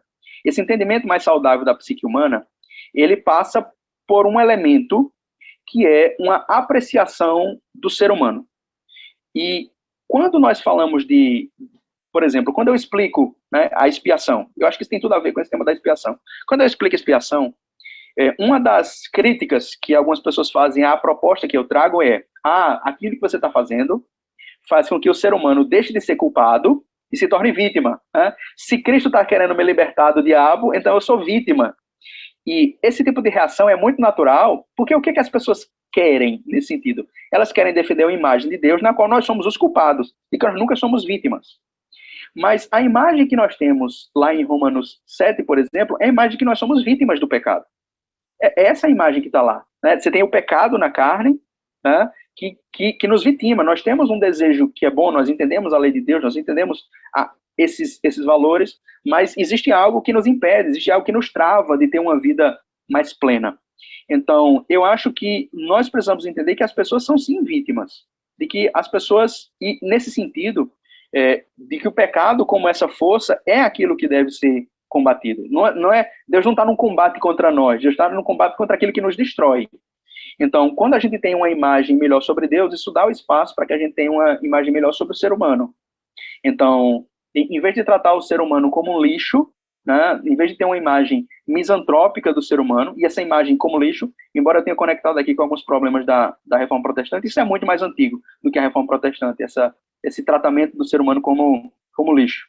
Então, naturalmente, nós temos dificuldade de amar outras pessoas, como a gente tem uma antropologia que trata o ser humano como lixo. Então, existe a maldade no ser humano, existem desejos maus, existem coisas que passam pela cabeça das pessoas que são destrutivas, inclusive são autodestrutivas, né? Então, quem já lidou, por exemplo, com pessoas que passam por ideação suicida, por depressão, etc., sabe, existem desejos que passam pela cabeça da pessoa ali que são autodestrutivos e que a gente tem que ajudar essa pessoa a não passar por isso. Então, existe um lado, né, colocando todas as cartas na mesa, existe um lado, existem desejos, existem pensamentos, existem coisas que passam pela nossa cabeça e que são autodestrutivos. Por outro lado, existe por trás disso, e de maneira muito mais profunda, uma humanidade em nós. Nós somos humanos e eu acho que o que nós temos que ter é uma apreciação mais profunda de como essa nossa humanidade é uma humanidade que tem em si a imagem de Deus. A ideia da imagem de Deus, ela aparece lá no livro do Gênesis, ela não é muito explorada no Antigo Testamento, ela é pouquíssimo explorada no Antigo Testamento, mas ela ganha muita importância e muito relevo no Novo Testamento e especialmente, né, na patrística. Essa ideia de que existe uma imagem de Deus no ser humano. Então, eu acho que nós temos que valorizar mais essa imagem de Deus no ser humano e ver que aquilo que há de desejo, que há de sentimento, aquilo que há na humanidade, aquilo que há nas pessoas, é algo que deve ser valorizado por nós. Até mesmo aquilo que é mal nas pessoas, muitas vezes é fuga. Aquilo que é muito de mal nas pessoas é uma tentativa de autodefesa, é um instinto. Então, o ser humano, ele tem um problema, né? Existe um problema em nós, mas eu acho que a melhor maneira nesse processo é entender que as pessoas, todos nós, somos pessoas que precisam de cura. Então, mais do que tratar Cristo como um réu que é punido pelo Pai, porque essa imagem naturalmente leva à ideia de que Deus realmente odeia aquilo que o ser humano faz, mais do que ver até mesmo Cristo como alguém que nos liberta, eu assim, me aproximo muito de uma imagem patrística que é de Cristo como médico, que aparece no Novo Testamento também, né? Cristo diz, o médico não vem para os sãos, mas sim para os doentes. Então, de entender que nós somos pessoas que precisam de cura, nós somos pessoas que adoeceram, somos pessoas que foram feridas, e todos nós estamos nesse processo aí. Então, quando você entende que nós somos pessoas necessitadas de cura, é muito mais claro. Até a imagem de cura pode ser usada para oprimir as pessoas também, tá? Tudo que é bom pode ser usado para oprimir também. Então, você pode usar a imagem de cura justamente para dizer que eu sou o lado que está curado e eu tenho que curar você, né? Então, até mesmo a imagem de cura pode ser complicada, mas ela oferece uma perspectiva melhor para entender aquilo que o ser humano é, né? Para entender as necessidades de outras pessoas. E, no fundo, as pessoas sabem que precisam de cura. Então, todo mundo foi ferido, todo mundo foi enganado, todo mundo foi... E nós precisamos curar, principalmente essa imagem que nós temos de Deus. Então, eu vejo... eu fiz toda essa volta, mas como é que eu vejo essa questão da cruz, né? De carregar a cruz? Existe nos evangelhos essa imagem do carregar a cruz, que é uma imagem política, mas essa imagem política já se abre para algo que é psíquico, na seguinte maneira. Se eu tenho que estar disposto a sofrer a hostilidade do Império Romano, né, se carregar a cruz significa isso, estar disposto a ser hostilizado pelo Império, a ser hostilizado pela maldade imperial, isso significa que eu tenho que abrir mão de prazeres momentâneos, que são inerentes a uma vida mais cômoda. É muito mais fácil ser cômodo. É muito mais fácil não lutar contra o Império, é muito mais fácil não colocar a mão no problema e ter uma vida mais cômoda.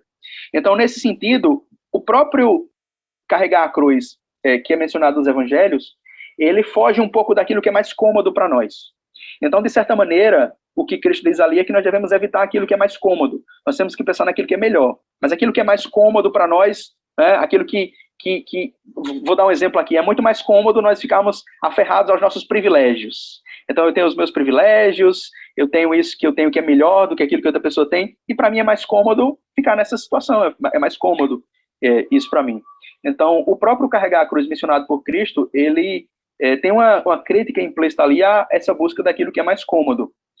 Paulo, ele já leva isso ao próximo nível, porque Paulo, ele menciona a cruz, por exemplo, lá em Gálatas 6, ele diz, na cruz eu estou crucificado para o mundo e o mundo está crucificado para mim. Ou seja, ele já abriu mão daquilo que é o seu direito, daquilo que é a sua comodidade, daquilo que ele consideraria o melhor para ele, em função de outras pessoas, em função da missão que ele tem. Então, eu acho que o cuidado que a gente deve ter é de não tratar o desejo em si mesmo como uma coisa má, não tratar o ser humano em si mesmo como mal, porque isso não é cristianismo, isso pode ser gnose, isso pode ser maniqueísmo, pode ser qualquer outra coisa, mas tratar o ser humano como inerentemente mal não é cristianismo. E, às vezes, as pessoas caem nesse engano, nesse equívoco. Então, esse é o primeiro ponto. E não glorificar o sofrimento pelo sofrimento. Que isso está implícito na substituição penal. Essa ideia de glorificar o sofrimento pelo sofrimento. Por quê? O que a substituição penal diz é, se o ser humano pecou, se ele fez algo que é mal, alguém tem que sofrer. Algum sofrimento tem que sair daquilo ali. E aí, nesse ponto, você está glorificando o sofrimento pelo sofrimento. É um sofrimento sem propósito. É um sofrimento que não vai melhorar a pessoa, é um sofrimento... Mas alguém tem que sofrer, né? Alguém tem que pagar. Alguém tem que... E aí, isso quando é aplicado na política, essa imagem de que se alguém fez o mal, alguém tem que pagar, alguém tem que morrer, alguém tem que... Isso aí é fonte de muita injustiça política, inclusive. Então, eu acho que esses são os dois pontos que eu acho que a gente deve ter para navegar melhor. Uma imagem mais saudável sobre o que é o ser humano, que o ser humano ele é quebrado, sim, tem muitos problemas em nós, mas existe algo muito mais importante que deve ser valorizado. E outro ponto é não glorificar esse sofrimento pelo sofrimento, mas entender o sofrimento como uma consequência daquele que está lutando por aquilo que é melhor, nesse sentido, ou seja, o sofrimento como uma consequência, um byproduct, algo que você deve encarar como uma consequência do processo. Maravilha, Jordano. A gente poderia continuar aqui. Eu lembrei do texto de Hebreus, por exemplo, sem sangue não há perdão, remissão, né? Tem outros textos aí. Mas eu volto a repetir, o Jordano tem bastante coisa dessas perguntas que as pessoas vão fazendo, e ele vai produzindo textos. Então tem muitos textos, tem alguns textos mais densos e tal, mas tem muito texto muito tranquilo de ler no Vinea Day. Só você botar Vinea Day, Jordano, no Google, o que você acha? Mas é vineaday.wordpress, né? .com. Isso. Então você consegue acessar lá e, enfim, a gente terá outras oportunidades para conversar. E eu acho que a minhoca que fica na cabeça a partir disso que vocês estão falando, que você terminou falando, talvez a gente não herde uma culpa de Adão. Pode herdar a morte, pode herdar, como na tradição oriental, né, uma inclinação para o mal, mas o ser humano é bom, Deus fez a gente bom. Então, apesar da gente ter maldade na gente. Se você não é capaz de olhar a bondade em outra pessoa, você não vai amar as outras pessoas. É simples. Fala galera, beleza? Infelizmente o nosso encontro hoje, o vídeo encerrou antes, então estou aqui para passar para vocês algumas indicações ou alguns avisos. O primeiro é que para você seguir aqui o nosso canal no YouTube, onde você vai encontrar diversos vídeos e 3 playlists organizadas, pensando a continuação, a provocação disso que a gente tem conversado sobre sacrifício.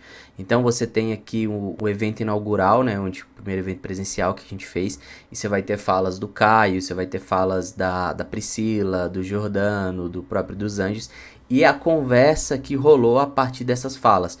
Você vai ter também aqui, para você poder clicar, para você poder dar uma olhada, os encontros que aconteceram online. Então o Gabriel, o Israel, o Davi, o próprio dos Anjos, eles conversaram sobre alguns assuntos, né, alguns temas.